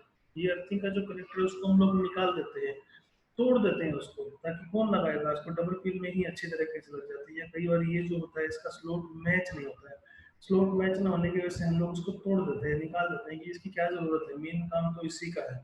लेकिन ये बहुत इंपॉर्टेंट रोल प्ले करता है। जैसे कोई बारिश आ गई, आंधी आ गया, तूफान आ गया, बिजली चमक रही है, तो वहां पे अर्थिंग ही आपके टूल को बचा सकती है। जो आपके टूल्स ऐसे हैं जो कि 3 पिन वाले हैं, जिनके अंदर 3 पिन हैं, या जो अर्थिंग जो इनके अंदर दी गई है, जिनके अंदर ग्राउंडिंग पूरी की गई है, वही टूल आपके बचे रहते हैं। वरना बिजली के संपर्क में आने की वजह से कुछ आपके टूल्स ऐसे होते हैं जो कि जल जाते हैं या खराब हो जाते हैं। तो जितने भी आपके सर्किट्स हैं, चाहे वो एक्सटेंशन वायर्स हो या कोड हो, सब के सब प्रॉपर गार्ड रहना चाहिए, सब में अर्थिंग होनी चाहिए। आपका नॉन करंट कैरिंग जो मेटल पार्ट्स हैं उसको भी हम लोगों ने रखना है, गार्ड करके रखना है। हमारे जो पोर्टेबल या सेमी पोर्टेबल टूल्स हैं जिनको हम लोग इधर से उधर लेके जा सकते हैं, ऐसे जो इक्विपमेंट्स हैं वो अगर डबल इंसुलेटेड हैं तो हम लोग बिना गाड़ी के काम चला सकते हैं। लेकिन हमें कोशिश ये करनी चाहिए कि जो डबल इंसुलेटेड है उसके अंदर भी हम लोग उसको एक्स्ट्रा अर्थिंग को नहीं, उसमें हम लोग बॉडी अर्थ के साथ में एडिशनल वायर उठा के उसको अर्थ कर सकते हैं। जैसे कि आजकल जो हिल्टी की जो ड्रिल मशीन्स आ रही हैं, जो ग्राइंडर्स जो आ रहे हैं वो 2 पिन आ रहे हैं। तो ऐसे जो 2 पिन जो आ रहे हैं उनसे हम लोग अपने आप को अर्थिंग से बचाने के लिए या प्रॉपर अर्थ करने के लिए एडिशनल बॉडी अर्थ दिया जा सकता है, जिससे उसको रोका जा सकता है, करंट लगने से बचाया जा सकता है।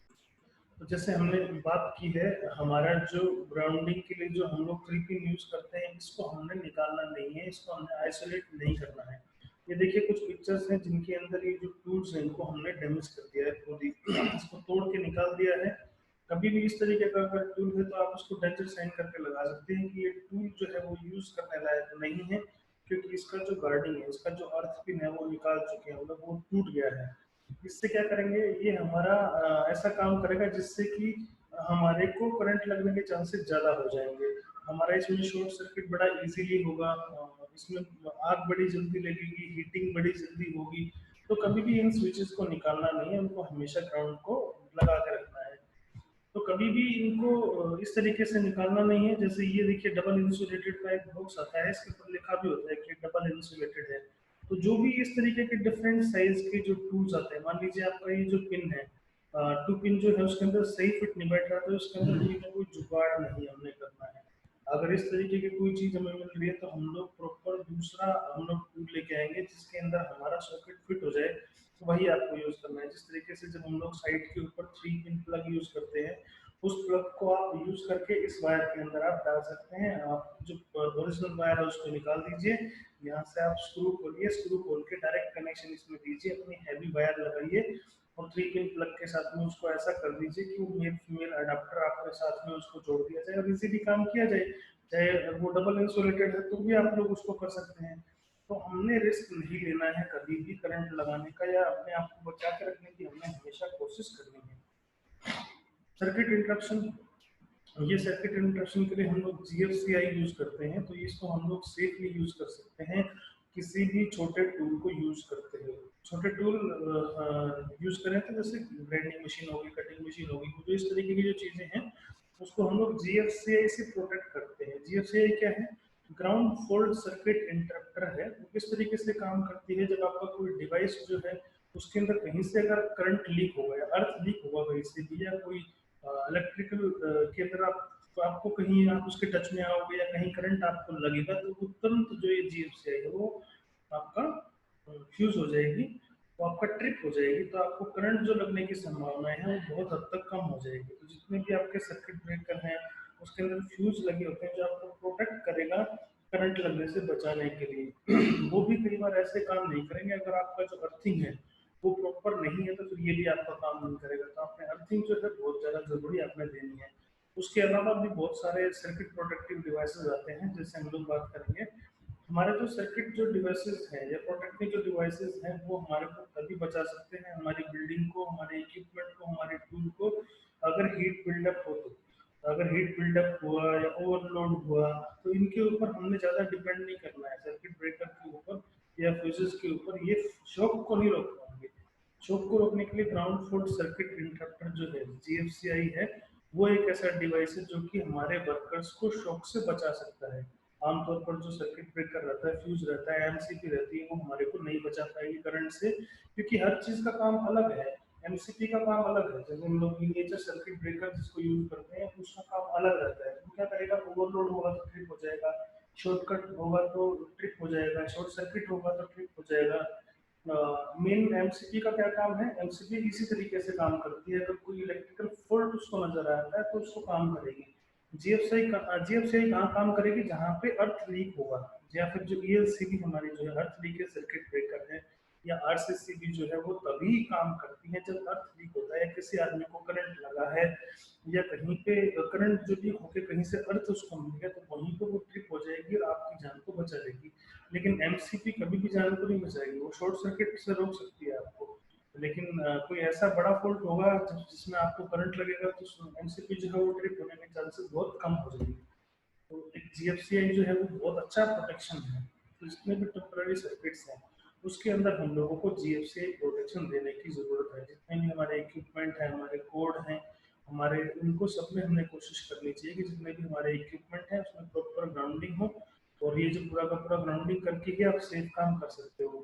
अगर हमारा कोई एक्सटेंशन कोड जो है जिसमें हमने टेम्पररी सर्किट लिया है तो हमने उसमें जरूर GFCI लगाना है। GFCI के जो तरीके हैं वो क्या है? ये सर्किट ब्रेकर के तरीके से काम करती है, पोर्टेबल भी होती है, जो इजीली आप इधर से उधर लेके जा सकते हो, और छोटा सा डिवाइस की तरह काम करती है। उसको आप करेक्टली वायर्ड कर सकते हो, टेस्ट भी कर सकते हो। उसके अंदर टेस्टिंग के लिए आपको एक स्विच भी दिया गया होता है जिसको आप टेस्ट करके, ट्रिप टेस्ट भी करके उसको देख सकते हो कि आपका जो GFCI है वो ठीक तरीके से काम कर रहा है कि नहीं कर रहा है। तो ये इस तरीके से GFCI आपका काम करता है। देखिए, ये मान लीजिए आपका 120 से 60 GHz जो है ये सप्लाई आपका गया, वहां से आपका जो करंट जो है वो गया। करंट जो जा रहा है वो इस तरीके से हॉट कनेक्टर से जा रहा है, यहाँ से आपका मोटर के अंदर गया। मोटर से अगर अर्थ आया तो अर्थ लीकेज जब होगा तो ये ग्राउंड काम करेगा और ये लीकेज जो है करंट जो है उसको न्यूट्रल को हटा के और उसको बंद कर देगी। तो आपका जो फॉल्ट जो है वो चाहे टूल से हो, चाहे वो कंडक्टर से हो, चाहे मेटेलिक टूल्स की वजह से हो, आपका GFCI जो है काम करेगा। GFCI जो है वो लीकेज को सेकंड्स में आपका जो 4 से 6 मिली एम्पियर के अंदर उसको करंट को ओपन कर देगी। और जो मिली सेकंड अगर बात करें जाए तो 1 मिली सेकंड के आसपास में, जो कि 1 मिनट का 40th हिस्सा तक का होता है, 1 सेकंड का 39वां जो हिस्सा होता है, उसके अंदर उसको ट्रप कर देगी। तो ये काम करेगी, अगर काम करेगी तभी करेगी जबकि आपका ग्राउंड जो है पूरा अच्छे से किया होगा। अगर आपने अर्थिंग जो है वो अच्छे से की हुई है तो नहीं करेगी। तो करेगी, अगर आपने अर्थिंग दी ही नहीं है तो आपका काम नहीं करेगी, क्योंकि वो उस अर्थ को आपके अर्थिंग को समझ के इग्नोर कर देगी और करंट लगने के चांसेस पूरे पूरे हो जाएंगे। तो GFCI जो है वो बहुत अच्छा रोल प्ले करती है। आजकल ऑलमोस्ट सभी कंपनियां GFCI को यूज कर रही हैं अपने इलेक्ट्रिकल इंस्टॉलेशन के अंदर। तो इस तरीके का GFCI रहता है। ये आपके सारे GFCI हैं, ये किसी भी डिवाइस के अंदर आ जाएगा और जैसे ही कुछ होगा तो यहाँ पे एक ये है टेस्टर है, इसको आप प्रेस करके देख सकते हो। ये प्रेस करने के बाद आपको पता लग सकता है कि ये काम कर रही है कि नहीं कर रही है। तो ये आपके GFCI के वो हैं। जो भी आपके GFCI जो ब्रेकर्स हैं उनको ऐसे टूल्स पे लगाने की जरूरत है जो कि 220 वोल्ट के ऊपर है, या 220 या 120 कोई भी किसी भी तरीके का आप करंट डील कर रहे हैं वहाँ पर GFCI को आप लगा सकते हैं। तो ये GFCI के टेस्टर हैं, आप एडिशनल टेस्टर करके भी इसको चेक करके देख सकते हो। ये 3 पिन प्लग की तरह आपका पिन आता है, इस पिन को आप उसमें डालिए, पिन डालते ही आपको पता लग जाएगा कि ये काम कर रही है कि नहीं कर रही है। तो ये GFCI के टेस्टर भी मार्केट में बड़े इजीली अवेलेबल हैं। जितने भी जो आपके इक्विपमेंट है उसकी जो ग्राउंडिंग है उसको हमें जरूर ध्यान देना है, क्योंकि अगर ग्राउंडिंग नहीं होगा, ग्राउंडिंग से जो हमारा मतलब वो अर्थिंग से है, अगर अर्थिंग किसी भी चीज़ के अंदर नहीं होगी तो हमारा जो टूल है कोई भी टूल हमारा काम नहीं करेगा, चाहे वो GFCI हो चाहे वो ELCB हो, कोई भी चीज़ आपका काम नहीं करेगा। इसके लिए क्या चाहिए आपको, आपको एक रिटन प्रोजेक्ट चाहिए जो कि सारे के सारे जो प्रोसीजर है स्पेसिफिक करेगा उनको। इसको कौन निर्धारित करेगा, ये जो प्रोग्राम है ये इम्प्लीमेंट होगा एक कॉम्पिटेंट पर्सन के द्वारा। आप याद रखिए जितनी भी मेरी प्रेजेंटेशन है उसमें मैं ये बताता हूँ कि कॉम्पिटेंट आदमी कौन है। कॉम्पिटेंट आदमी वो है जिसने काम किया हुआ है, जिसको वर्क का एक्सपीरियंस पहले है, जिसने इलेक्ट्रिकल का काम किया है, जो इलेक्ट्रिकल इंजीनियर है, जिसको पता है कि जीएफसीआई क्या काम कर सकती है, ईएलसीबी क्या काम करेगी, एमसीबी का काम क्या है, हर एक चीज का जिसको पता है वही उनके हजार्ड को जानता है।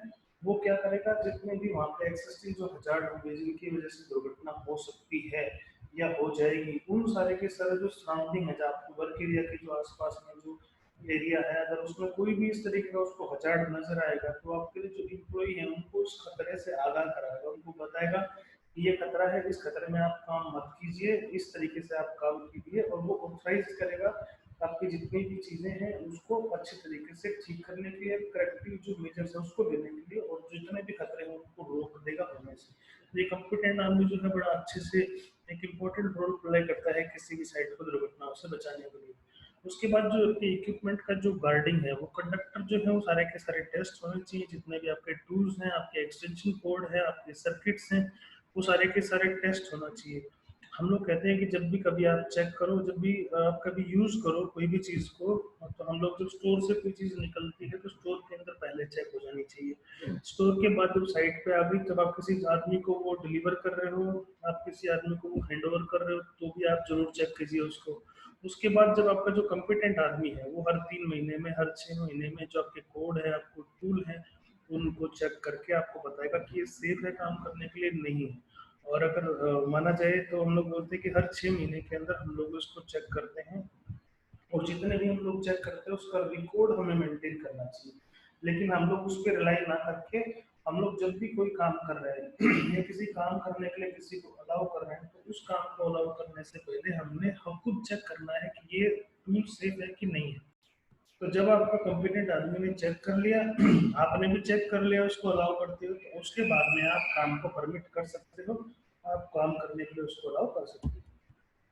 तो ये चेकिंग कर रहे हैं कैसे, आपका जो GFCI है, आपका जो मशीन है वो किस तरीके से काम कर रही है, उसके अंदर अर्थ दिया हुआ है कि नहीं दिया हुआ है। ये देखिए, ये अपने आप में अनसेफ प्रैक्टिस है, ये देखिए ये अपने आप में अनसेफ प्रैक्टिस है। इस तरीके की जो प्रैक्टिसेस हैं उनको साइट के ऊपर जाने से पहले ही होता है। जब आप स्टोर के अंदर किसी मशीन को आप इशू कर रहे हैं तो इन सब चीज़ों को हमें देखना है। ये जो चीजें हैं प्रॉपरली इंसुलेटेड होनी चाहिए। इस तरीके की जो वायर है वो प्रॉपर सेफ होनी चाहिए, जिससे कि किसी भी आदमी को करंट ना लगे। ये क्योंकि खुद मेटल ऑब्जेक्ट है, इसके अंदर कभी भी इलेक्ट्रिकल जो फ्लो है वो बन सकता है। तो ये बहुत ज्यादा क्रिटिकल है कि आप हर एक चीज को अच्छे से चेक कीजिए।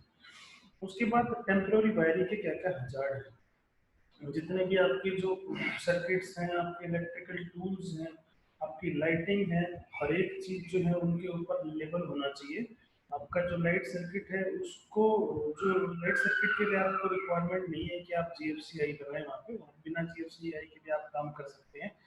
तो जब तक आप अभी कभी वेट कंडीशन में नहीं है तो आपको इसकी कोई ज़रूरत नहीं है। तो आपको टेस्ट करना है इसकी ब्रांचेस को, इसके सर्किट को। जब भी आप काम शुरू करेंगे उससे पहले आपने जो वर्टिकल क्लियरेंस है वो बना के रखना है। आपका अगर कोई वायर ऐसा है, हम लोग बात करते हैं दिल्ली मेट्रो में जब हम लोग काम करते हैं तो जितने भी आपकी इलेक्ट्रिकल सप्लाईज हैं, जितने भी आपकी इलेक्ट्रिकल लाइन है, चाहे वो परमानेंट हो चाहे वो टेम्परेरी हो, वो या तो अंडरग्राउंड होनी चाहिए, जमीन के नीचे होनी चाहिए, या फिर ओवरहेड होनी चाहिए जो कि 8 से 10 फीट की हाइट पे हो, जो कि आपकी जो मेन हाइट है, जो आदमी को किसी भी तरीके से कांटेक्ट में ना आए, छोटी मोटी कोई गाड़ी निकले तो उसके संपर्क में ना आए।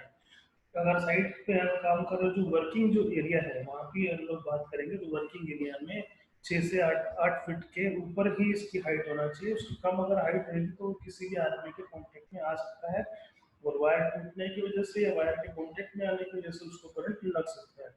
तो टेम्परेरी जो वायरिंग है वो भी अपने आप में बहुत बड़ा एक डेंजर है, बहुत बड़ा खतरा है। तो ये अपना परमानेंट इक्विपमेंट है, इसको भी हम लोगों को टेम्परेरी यूज से बचाना है। इसमें क्या क्या खतरा है? तो इसमें खतरा ये है कि देखिए पूरा का पूरा एक तो रस्टेड हो गया है सारा का सारा, उसको हमें चेक करना है। जितना भी हमारा जो जंक्शन बॉक्स है, इसमें जो हमारी ग्लैंड है उसको मिसिंग नहीं होना चाहिए। यहाँ पे अगर आपने काम कर लिया है तो उसको बंद करके रखिए। उसके बाद आपके जितने भी एक्सटेंशन कोड्स हैं, आपके जितने भी एक्सटेंशन केबल हैं, वो इस तरीके से नहीं होना चाहिए। जितने भी आपके एक्सटेंशन कोड है वो अच्छी शेप में होने चाहिए, ताकि वो किसी भी टूट टूट फूट या उनको बचाया जा सके उससे। उनको हमने स्टेपल से या नेल से या नंगी तारों से उसको बांधना नहीं है, उसको रोकना नहीं है, किसी भी तरीके का जुगाड़ नहीं बनाना। जैसे हम लोग कंस्ट्रक्शन साइट के ऊपर जो भी चीज़ हमारे को मिलती है हम लोग उसी का यूज़ करते हैं। और कंस्ट्रक्शन साइट के ऊपर जो बेंडिंग वायर होती है सबसे ज़्यादा फ्री रहती है, वो उसकी वैल्यू जो है वो जीरो के बराबर है, इसलिए हम हर चीज़ के अंदर उसको डाल देते हैं। आप पाइप लगाया आपने ट्यूबिंग के लिए, उसके अंदर उसको डाल दिया, आपने तार बांधी उसके अंदर आपने उसको डाल दिया, आपने बल्ब लगाया, ट्यूबलाइट लगाई, हेलोजन लगाई, हर एक चीज़ के अंदर हम लोग उसको डाल देते हैं। तो ऐसा कोई जुगाड़ नहीं करना है क्योंकि वो भी एक आयरन है, एल्यूमिनियम की वायर हो चाहे आयरन की वायर हो, उसके अंदर गुड कंडक्टर है, करंट आपको लग सकता है जब भी कभी ऐसा कुछ काम करेंगे। जितने भी आपके जो टूल्स हैं उसको आपने प्रोटेक्शन देनी है ताकि वो डैमेज ना हो। इस तरीके की जैसे नंगी जो वायर्स हैं या टू कोर जो वायर है उनको हमने यूज नहीं करना है। ऐसी जो वायर्स हैं जो कि किसी कॉन्टेक्ट में आने की जो पिंच पॉइंट है या कटने के चांसेस जहाँ पे आपकी वायर कट सकती है, जैसे हम लोग रोड के ऊपर नहीं डालना है हमारी केबल को, क्योंकि रोड के ऊपर से गाड़ियाँ चलती है, हमारी जो केबल है वो अंदर ही क्रैश हो जाएगी, हमारे को दिखाई नहीं देगी कि कितनी मात्रा तक इसका नुकसान पहुंचा है। तो कभी भी जो आपकी वायर है उसको रोड के ऊपर नहीं डालना है, ऐसे किसी पॉइंट पे नहीं डालना है जहाँ पे कि वो कट जाए, वो डैमेज हो जाए। अगर ऐसी कोई चीज है तो उसमें हमको उसको इंस्पेक्ट करना है रेगुलरली। जब भी हम लोग काम शुरू करेंगे, काम शुरू करने से पहले बारीकी से अपने जो टूल्स है, अपने जो केबल्स है उसको हमने यूज करना है, ताकि किसी भी तरीके का जो डैमेज है उसको ऑब्जर्व करके उसके ऊपर एक्शन लिया जा सके। कोई भी ऐसी इलेक्ट्रिकल वायर है जो कि टूट गई है या डैमेज हो गई है, तो उसको कोई रिपेयरमेंट नहीं करना है। कोई इलेक्ट्रिकल टेप लगा दिया या पॉलिथीन बांध दिया या क्वेश्चन टेप बांध दिया, ऐसी साइट के ऊपर बहुत सारे पिक्चर्स मैं आपको दिखाऊंगा जो कि साइट के बिल्कुल खिलाफ है। जो भी हमारे जो ओरिजिनल जो इक्विपमेंट है, जो जिसके थ्रू हमारा केबल आया है वही इसका कुछ इलाज कर सकता है। तो वरना आप अगर कहीं पे कोई कट लग गया है तो आप मेरे थ्रू मेरा अडाप्टर लगा के उसको यूज कर सकते हैं। और कोशिश कीजिए 3-3 4-4 मीटर तक कोई भी ऐसा जॉइंट ना हो, ऐसा कोई कनेक्शन ना दिया हो जो कि खतरा बन जाए आपके लिए साइड के लिए। तो ये कुछ एक्सेप्टेबल कोड्स हैं जिसको हम लोग याद यूज करते हैं। तो ये नेशनल इलेक्ट्रिकल कोड्स हैं। जैसे हम लोग बात करेंगे अगर एक्स्ट्रा हार्ड यूज के लिए मार्किंग होती है, जैसे SST SO STO, तो ये जो टाइप SO है ये जो एक्स्ट्रा हार्ड यूज मार्किंग है। इस तरीके की जो वायर्स हैं वो वहाँ पे यूज होती है जहाँ पे कि डैमेज होने के चांसेस इनके ज़्यादा होते हैं। आजकल तो आर्मर्ड केबल भी आ गई है जिनकी जो टूटने की जो कैपेसिटी है या जिनके चलने की जो लाइफ है वो बहुत ज़्यादा होती है, वो अच्छी होती है, बहुत अच्छे तरीके से उसको हम लोग यूज कर सकते हैं। तो हमारे जितने भी केबल्स हैं, जितने भी इलेक्ट्रिकल इक्विपमेंट्स हैं, जितने भी इलेक्ट्रिकल टूल्स हैं, वो सारे के सारे सर्टिफाइड होने चाहिए। ऐसी कोई रिक्वायरमेंट अगर हमको लगती है तो उसको हमने पहले ही देख लेना है कि सेफ तरीके से हमने उसके ऊपर काम करना है, ताकि किसी भी तरीके की कोई भी दुर्घटना को होने से रोका जा सके। अगर हमारी किसी भी वायर के अंदर, किसी भी टूल के अंदर किसी भी तरीके का कोई डिफेक्ट आ गया है तो उसको खुद ठीक नहीं करना है जब तक कि आपको उसके बारे में ना पता हो। इस तरीके का कोई वायर है तो ऐसा कोई जॉइंट हमने नहीं देना है, जो कि ऐसे जो जॉइंट होते हैं वो ओवर हीट हो जाते हैं, करंट फ्लो होने की वजह से, बारिश में आने की वजह से इसमें आग लग सकती है, शॉर्ट सर्किट हो सकता है वेदर खराब होने की वजह से, मॉइस्चर आने की वजह से इसमें आग लग सकती है, इलेक्ट्रिकल शॉक लग सकता है। तो इस तरीके के जो जुगाड़ है, इस तरीके के जो काम है, उसको हमने अलाउ नहीं करना है साइट के ऊपर। ये एक्सटेंशन कोड जो है उसमें क्या डिफरेंस है दोनों के अंदर, तो ये देखिए, ये डबल इंसुलेटेड है और ये सिंगल इंसुलेटेड है। इसके अंदर वायर जो है वो डायरेक्ट जा रही है और ये डबल इंसुलेटेड है, दो दो बार इसका जो है इंसुलेशन किया गया है। तो ऐसी जो केबल है वो इन केबल से ज़्यादा ताकतवर होती है और इन केबल से ज़्यादा इनकी रेजिस्टेंस पावर होती है। यहाँ पे देखिए कॉपर भी आपको एक अलग अलग चमकता हुआ नजर आ रहा है, जबकि इसको छीनने में बड़ा परेशानी होगी। इसको ये बहुत जल्दी ओवरहीट हो जाएगी, लेकिन इसको ओवरहीट होने के चांसेस कम है क्योंकि इसमें एडिशनल अर्थिंग वायर भी दी गई है। तो ये 2 कोर वायर है, 3 कोर वायर है, इस तरीके से फर्क समझना जरूरी है। अब ये देखिए इन पिक्चर्स को आप क्या कहेंगे, ये बुद्धिमत्ता है कि मूर्खता है? इसमें क्या, आप देखिए प्लास्टिक की एक बोतल के अंदर आपने एक जीएफसीआई का कनेक्टर लगा दिया, या आपने कोई प्लग लगा दिया, या टिफिन बॉक्स पड़ा था कोई प्लास्टिक का, उसके अंदर मेल फीमेल अडाप्टर जोड़ दिए, ये बारिश के बचाने के लिए ये जुगाड़ किया गया है। तो ये क्या है, ये सेफ है कि अनसेफ? तो ये अनसेफ है क्योंकि ये वेदर प्रूफ नहीं है। अगर बारिश आएगी, अगर वेदर खराब हुआ तो यहाँ से मॉइस्चर अंदर जाएगा, यहाँ से मॉइस्चर अंदर जाएगा। उसको रोकने के लिए हम लोगों को प्रॉपर IP44 सिस्टम को यूज करना है, जिससे कि ऐसी दुर्घटनाओं को रोका जा सके। ये देखिए टेम्परेरी लाइटिंग जहाँ पे भी होगी वो बहुत ज्यादा खतरनाक होती है। टेम्परेरी लाइटिंग वो होती है जहाँ पे आपको 1 या 2 दिन काम करना है या कुछ 15-20 मिनट तक काम करना है, तो हम लोग वहाँ पे एडिशनल कोई प्रोटेक्शन दिए बिना एक नॉर्मल पोल डाल के वहाँ पे कोई बिजली का बल्ब लगा देते हैं, हेलोजन लगा देते हैं, तो वो टेम्परेरी वायर होगी। जितने भी जो बल्ब हैं, हालांकि डीएमआरसी साइट के ऊपर ऐसे बल्ब अलाउड नहीं है। अगर ऐसा कुछ है तो आप उसको अलाउड मत कीजिए, अगर ऐसा कुछ है तो आप वो गार्ड करके रखिए। ये भी अनसेफ है, ये भी अनसेफ, दोनों अनसेफ है। जितने भी जो ब्रोकन जो बल्ब्स हैं उनको हमने अच्छे से निकालना है और उसको सही तरीके से डिस्पोज ऑफ करना है, क्योंकि अपने आप में दूसरा हजार्ड बन गया है।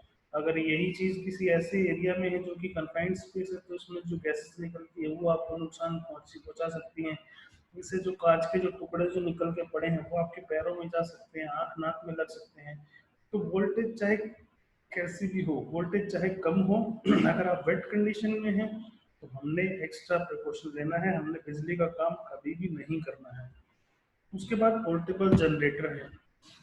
जब भी किसी पोर्टेबल जनरेटर की हम लोग बात करते हैं तो जनरेटर जो है उससे हम लोग 2 पोर्ट निकाल लेते हैं, एक प्लग निकाल लेते हैं, एक एक ऐसे इक्विपमेंट की तरह से यूज करते हैं कि हमने सिर्फ बिजली का करंट इससे लेना है। लेकिन जितने भी आपके जो करंट कैरिंग मेटल पार्ट्स हैं, जैसे यहाँ से हम लोग करंट ले रहे हैं, तो ये जो वायर्स हैं, आपका जो पूरा का पूरा स्टैंड है उसमें कभी भी करंट आ सकता है, तो इसको पूरा का पूरा अर्थिंग देना चाहिए। इसमें एडिशनल बॉडी अर्थ होना चाहिए, जिससे कि अगर इसके बॉडी पार्ट में कहीं पे भी कोई भी करंट आए तो वो अर्थ में चला जाए, तो उससे आपको करंट से बचाया जा सके। अगर ऐसा कोई 5 kVA के आसपास का है तो आप उसमें GFCI भी लगा सकते हैं या ELC भी आप उसमें लगा सकते हैं।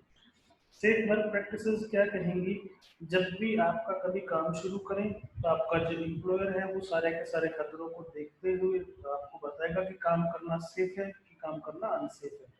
तो सबसे पहले आप जब भी किसी इलेक्ट्रिकल टूल को यूज करेंगे तो आप उसको चेक करेंगे, अगर वो सेफ फील करेंगे तभी आप उसको काम को अलाउ करेंगे, काम आप कर सकते हैं। अगर आपको मिला कि भाई यहाँ पे कोई खतरा है तो उस खतरे के लिए आपको वार्निंग साइन लगाने हैं, आपको लेबल लगाने हैं, वो जरूरी लगाने चाहिए, ताकि कोई भी आदमी उसको देख के पहचान सके कि यहाँ पे काम करने में रिस्क है, यहाँ पे काम करने में खतरा है, यहाँ पे काम करने से करंट लग सकता है। वहाँ पे किसी और आदमी को जाने के लिए ना दिया जाए, जो कि ऑथराइज आदमी हो वही उस काम को करेगा। जितने भी आपके जो वर्कर्स हैं उनको आपकी जो लोकेशन है उसके सारे के सारे जो खतरे हैं और जो बचने के जो रास्ते हैं वो पता लगाने चाहिए, उनको बताना चाहिए, ताकि वो खुद अपने आप को किसी एक्सीडेंट के संपर्क में आने से बचा सके।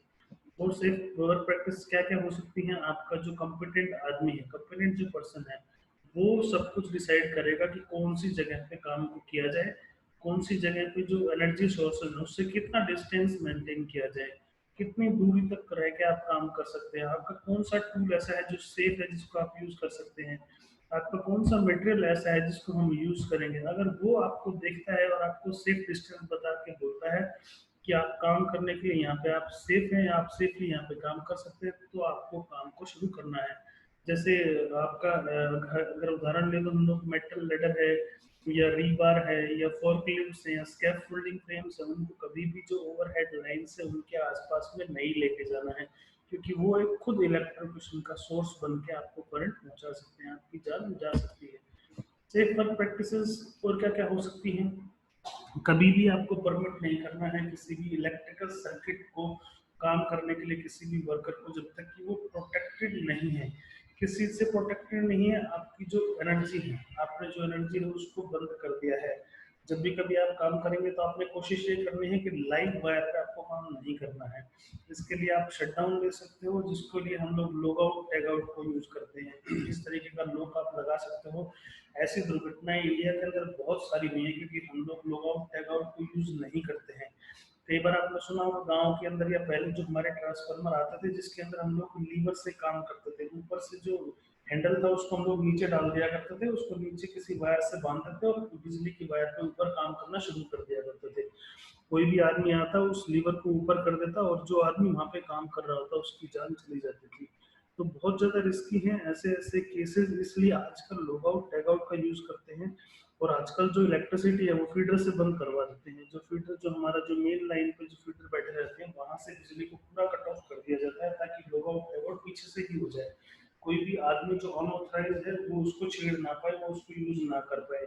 आपकी जहाँ पे भी आप काम करेंगे वहाँ प्रॉपर अर्थिंग होनी चाहिए और प्रॉपर इंसुलेशन होनी चाहिए। आपका कोई भी टूल ऐसा नहीं हो जिसकी की इंसुलेशन खराब हो गई है। दूसरे शब्दों में अगर समझे तो हमें सेफ ऑपरेशन को मेंटेन करना है। आपके जितने भी जो सोर्सेज हैं, जिस जिस पे आप इलेक्ट्रिसिटी पे काम करना चाहते हैं, उसको आपने डी एनर्जाइज कर दिया है। आपने जो बिजली का जो प्रवाह है उसको रोक दिया है। जब आप किसी को करंट भी अगर लगा हो तो भी हमको बिजली का प्रवाह रोक के ही उसकी हेल्प करनी है, उसको फर्स्ट एड देनी है। और क्या क्या सेफ वर्क प्रैक्टिसेस आप कर सकते हैं?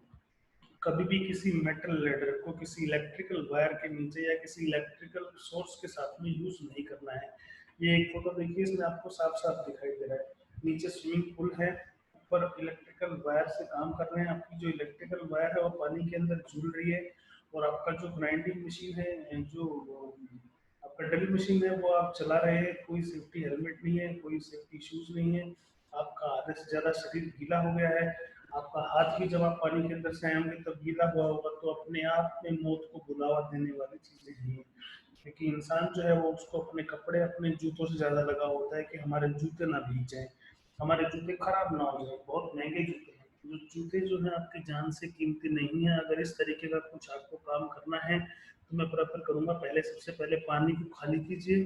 पानी खाली करने के बाद में यहाँ पे आप लेडर लगाइए। लेडर जो है वो स्टील की ना होके, आप वुड की लेडर यूज कर सकते हो या ऐसी लेडर यूज कर सकते हो जो कि इंसुलेशन ना दे, जो कि गुड कंडक्टर ना हो, जो कि आपको करंट से बचा के रखे। उसके बाद प्रॉपर पर्सनल प्रोटेक्टिव इक्विपमेंट डाल के ही आपको इसको यूज करना है। तो ऐसा कोई भी काम हमने नहीं करना है जो कि अनसेफ कर दे आपको। कभी भी नंगे हाथों से या जो गीले हाथ है उनसे कोई भी किसी भी इलेक्ट्रिकल इक्विपमेंट को नहीं छूना है। कभी भी जो हमारे जो टूल्स है उसको लटकाना नहीं है हवा के अंदर वायर से पकड़ के, उससे जो आपकी कोड है, आपकी जो वायर है वो खराब हो जाएगी। हमारे जो इक्विपमेंट है वो पूरे डिजाइंड होने चाहिए जो कि हमारे जो वेट प्रूफ हो। ऐसे कोई टूल नहीं होने चाहिए जो कि मॉइस्चर लेके खराब हो जाए। इसलिए हम लोग IP44 आपको बार बार बोलते हैं कि IP44 सिस्टम आप यूज कीजिए, जिससे जो वेदर प्रूफ होता है, जिससे करंट लगने की संभावनाएं कम हो जाती है। समरी क्या है, हजार्ड और प्रोटेक्शन क्या क्या रहेगी? हजार्ड्स क्या क्या है? इनएडिक्वेट वायरिंग, आपकी जो वायरिंग है वो खराब है। आपने देखा होगा इंडिया के अंदर जितने भी पोल्स हैं वो सारे के सारे, उनमें बहुत सारे लाखों वायर्स रहते हैं, कौन सा तार किसका है वो समझने में बहुत दिक्कत हो जाती है। उसके बाद आपके एक्सपोज्ड इलेक्ट्रिकल पार्ट है, आपके जो इलेक्ट्रिकल पोर्ट पार्ट है वो एक्सपोज्ड है, मतलब वो नंगे हैं। उनमें किसी भी आदमी का हाथ से कॉन्टेक्ट होकर करंट लग सकता है। जितनी भी आपकी वायर्स हैं उनमें बैड इंसुलेशन है। इंसुलेशन जो है ऊपर की जो कवरिंग है उसको हम लोग बोलते हैं। अगर किसी का इंसुलेशन डैमेज हो गया, खराब हो गया, तुरंत हमने केबल को बदल देना है। ओवरलोडेड सर्किट्स हैं, जैसे हम लोग घर पे जो मल्टीप्लग यूज करते हैं उनको ओवरलोड कर देते हैं, वहां से भी करंट लग सकता है। डैमेज्ड पावर टूल है, उनकी वजह से भी दुर्घटनाएं हो सकती हैं। हमारे पीपीज अगर हम लोग यूज नहीं करेंगे उससे दुर्घटना हो जाएंगी। ओवरहेड पावर लाइंस की वजह से कितनी सारी दुर्घटनाएं हुई हैं। जितने भी जो ऐसे हजार्ड हैं जो कि वेट कंडीशन में बहुत ज़्यादा खतरनाक हो जाते हैं, इसलिए कभी वेट कंडीशन में नहीं रहना है, ड्राई कंडीशन में ही बिजली का काम करना है। उसके बाद डैमेज एक्सटेंशन कोड को हमने यूज़ नहीं करना है। उसके बाद अनक्वालिफाइड जो वर्कर्स हैं उनको हमने काम के लिए अलाउ नहीं करना है। इसके लिए हम लोग प्रोटेक्शन मेजर क्या क्या देंगे, प्रॉपर अर्थिंग देंगे, जीएफसीआई का यूज़ करेंगे, हमारे जो फ्यूज है सर्किट ब्रेकर है वो लगे रहने चाहिए, हमारे जितने भी लाइव पार्ट्स हैं उनको गार्ड कर देंगे, log out tag out system का यूज़ करेंगे, प्रॉपर यूज़ करेंगे, फ्लेक्सिबल कोड्स यूज़ करेंगे जिससे कि हम लोग उसको दाएं बाएं कर सकें, बड़े इजीली उसको मूव कर पाएँ। हमारे जो इलेक्ट्रिकल पैनल्स हैं उसको हमेशा बंद रखेंगे और जो कॉम्पिटेंट पर्सन है उससे हमेशा उनको चेक करवाते रहेंगे और रिपोर्ट को मेंटेन करेंगे। हमारे जितने भी वर्कर्स हैं उनकी हम लोग ट्रेनिंग करेंगे, उनको ट्रेनिंग कर करके बार बार अवेयर करेंगे जिससे कि ऐसी दुर्घटनाएं ना हो। जितने भी आपके जो कॉम्पिटेंट आदमी हैं वो साइड के ऊपर रहें, इसको हम इंश्योर करेंगे। आपका जो इलेक्ट्रिकल इक्विपमेंट है वो अप्रूव्ड होना चाहिए, वो सेफ होना चाहिए यूज करने के लिए, तभी हम लोग काम करने के लिए अलाउ करेंगे। आपके जो क्वालिफाइड है जो कि इलेक्ट्रिकल इंजीनियर हैं, इलेक्ट्रिकल इलेक्ट्रिशियंस हैं, उनको ही हम लोगों ने किसी भी इलेक्ट्रिकल डिवाइस के ऊपर काम करने के लिए अलाउ करना है। तो एक रिव्यू कर लेते हैं क्या सही है क्या फॉल्स है। शॉक और इलेक्ट्रिशियन जो है वो बहुत कॉमन टाइप है इलेक्ट्रिकल एक्सीडेंट्स के, are the fourth leading cause of worker death. ये आदमियों की जान जाने के लिए चौथे नंबर पे आते हैं इलेक्ट्रिशियन और वो। तो ये सही है गलत है? गलत है क्योंकि दूसरे नंबर पे आता है ह्यूमन बॉडी जो है विल नॉट कंडक्ट इलेक्ट्रिसिटी। आदमी का जो शरीर है वो इलेक्ट्रिसिटी को कंडक्ट नहीं करेगा। गलत है, इलेक्ट्रिसिटी को कंडक्ट करेगा क्योंकि इंसान की जो बॉडी है वो गुड कंडक्टर है, क्योंकि हमारे शरीर में आधे से ज़्यादा पानी है, 70% के आसपास हमारे शरीर में पानी की मात्रा है, जिससे हम लोग अच्छे कंडक्टर बन जाते हैं। It takes at least 1 ampere going through a worker to kill them. 1 ampere से ज़्यादा हमें करंट चाहिए किसी भी आदमी को मारने के लिए। सही है या गलत है? हम लोगों को मिली एम्पियर जो करंट है वो भी मार सकता है। इसके लिए जरूरी नहीं है कि आपको एक एम्पियर करंट चाहिए, मिली एम्पियर करंट से भी आदमी की जान चली जाती है। Installation of extension cord and elevating power lines are example to protection through isolation। जो हमारा जो extension cord है और जो हमारा elevating power lines है वो हमारे एग्जाम्पल है आइसोलेशन के। ऐसा नहीं है, हमारा जो एलिवेटिंग पावर टूल है वो आइसोलेशन के पार्ट नहीं है, वो आइसोलेशन के पार्ट्स हैं। उसके बाद में क्या सच है और क्या गलत है, जितने भी हमारे पोर्टेबल या सेमी टूल्स हैं वो हमारे ग्राउंडेड होने चाहिए। बिल्कुल सही है, इसको ग्राउंडेड होने चाहिए, चाहे वो डबल इंसुलेटेड हो चाहे वो अनइंसुलेटेड हो या डबल इंसुलेटेड ना हो। यू यूर टूल, आप और आपका टूल और आपका मटेरियल जहाँ पे आप काम कर रहे हो वो 3 फीट से ज़्यादा एनर्जाइज टूल के पास में नहीं रहना चाहिए। उसके पास तक रह सकता है 3 फीट से ज़्यादा, गलत है। कम से कम 10 फीट का हमने डिस्टेंस मेंटेन करके रखना है। हमारा जो इलेक्ट्रिकल इक्विपमेंट है, जितने भी हमारे इलेक्ट्रिकल इक्विपमेंट जो कि 50 वोल्ट के आसपास के, वो गार्ड रहना चाहिए। बिल्कुल सही है, जितना छोटा करंट होगा वो इंसान की जान ले सकता है, तो हमेशा पूरा गार्डेड रहना चाहिए। जितने भी आपके सर्किट्स हैं, आपकी जो एक्सटेंशन कोड है वो ग्राउंडेड होनी चाहिए, अर्थिंग होना चाहिए। बिल्कुल सही है, अर्थिंग की बिल्कुल ज़्यादा जरूरत है। सर्किट ब्रेकर और फ्यूज जो है वो डिजाइन है प्रोटेक्ट करने के लिए वर्कर को इलेक्ट्रोक्यूशन से। सर्किट ब्रेकर और फ्यूज जो है वो आदमी की जान बचाने के लिए नहीं है, ये बिल्कुल गलत है। सर्किट ब्रेकर क्या काम करता है, ओवरलोड होता है तो ट्रिप हो जाएगा, शॉर्ट सर्किट जो होगा वो ट्रिप होगा। फ्यूज भी वही काम करता है, ओवरलोड होगा या ट्रिप हो जाएगा, या कोई शॉर्ट सर्किट होगा तो ट्रिप हो जाएगा। आदमी की जान बचाने के लिए ईएलसीबी, अर्थ लीकेज सर्किट ब्रेकर, आरसीसीबी या फिर जीएफसीआई ही काम करेगी जो कि आपको बचा सकती है। GFCI protection or assured ground continuity is required for all temporary circuit। जितने भी आपके टेम्परेरी सर्किट है जहाँ पे आपने GFCI प्रोटेक्शन दिया हुआ है वहाँ पे आपको अश्योर करना है कि अर्थिंग है। बिल्कुल सही है, बिना अर्थिंग के GFCI काम ही नहीं करेगी। Extension cord are not required to have a ground thrown when they are GFCI protected। जितने भी आपके एक्सटेंशन कोड है उनके ऊपर आपको अर्थ देने का जरूरत नहीं है, जहाँ पे कि GFCI लगी हुई है, नहीं, आपको अर्थ देना है। जब भी आपके GFCI जो है वो तभी काम करेगा जब आपका अर्थ वहाँ पे है। It is okay to work on a circuit which has not been deenergise. वहाँ पे काम करना सही है जब आपने बिजली के तारों को या बिजली की सप्लाई को बंद नहीं किया हुआ है। बिल्कुल गलत है, आपने जब भी बिजली की सप्लाई के ऊपर काम करना है, बिजली के तारों के ऊपर काम करना है, तो आपने हमेशा बिजली की सप्लाई को बंद करके ही काम करना है। तो ये हमारे जो क्विक रिव्यू है कि इलेक्ट्रिसिटी किस हद तक खतरनाक होती है, किस हद तक एक्सीडेंट पहुंचा सकती है। तो लगभग 5 जो आदमी हैं वो हर हर हफ्ता उनको करंट लगता है। 12% जो यंग वर्कर हैं जो जिनकी मौत हो जाती है, तो इस तरीके का जो बर्न हो जाता है, इस तरीके से सर्किट काम करता है, सर्किट कंप्लीट होता है। इलेक्ट्रिसिटी जो है वो फ्लो ऑफ एनर्जी है, फ्लो ऑफ इलेक्ट्रॉन है। ये हमारी उनकी परिभाषा है। इनको आप देख सकते हैं, आप राइट कर सकते हैं इनको। ये हमारी इलेक्ट्रिकल इंजरीज हैं। डायरेक्ट क्या होती है, इनडायरेक्ट क्या होती है। डायरेक्ट में इलेक्ट्रोक्यूशन है, करंट लग के आदमी की जान जा सकती है। इलेक्ट्रिकल शॉक हो सकते हैं, बर्न हो सकते हैं। इनडायरेक्ट में फॉल हो सकते हैं, कोई आदमी ऊपर हाइट पे काम कर रहा है, वहां से नीचे गिर गया, फॉल हो गया। इलेक्ट्रिकल शॉक क्या काम करेगा, जब हमारी बॉडी के अंदर तब लगेगा जब हम लोग इलेक्ट्रिकल के साथ में एक सर्किट कंप्लीट करेंगे, तो हमारे को करंट लग जाएगा।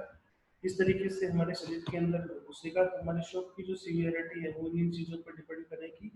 क्या बात था, किस तरीके से करंट गया, कौन से शरीर के हिस्से से घुसा, इस तरीके से शरीर के अंदर से निकल गया।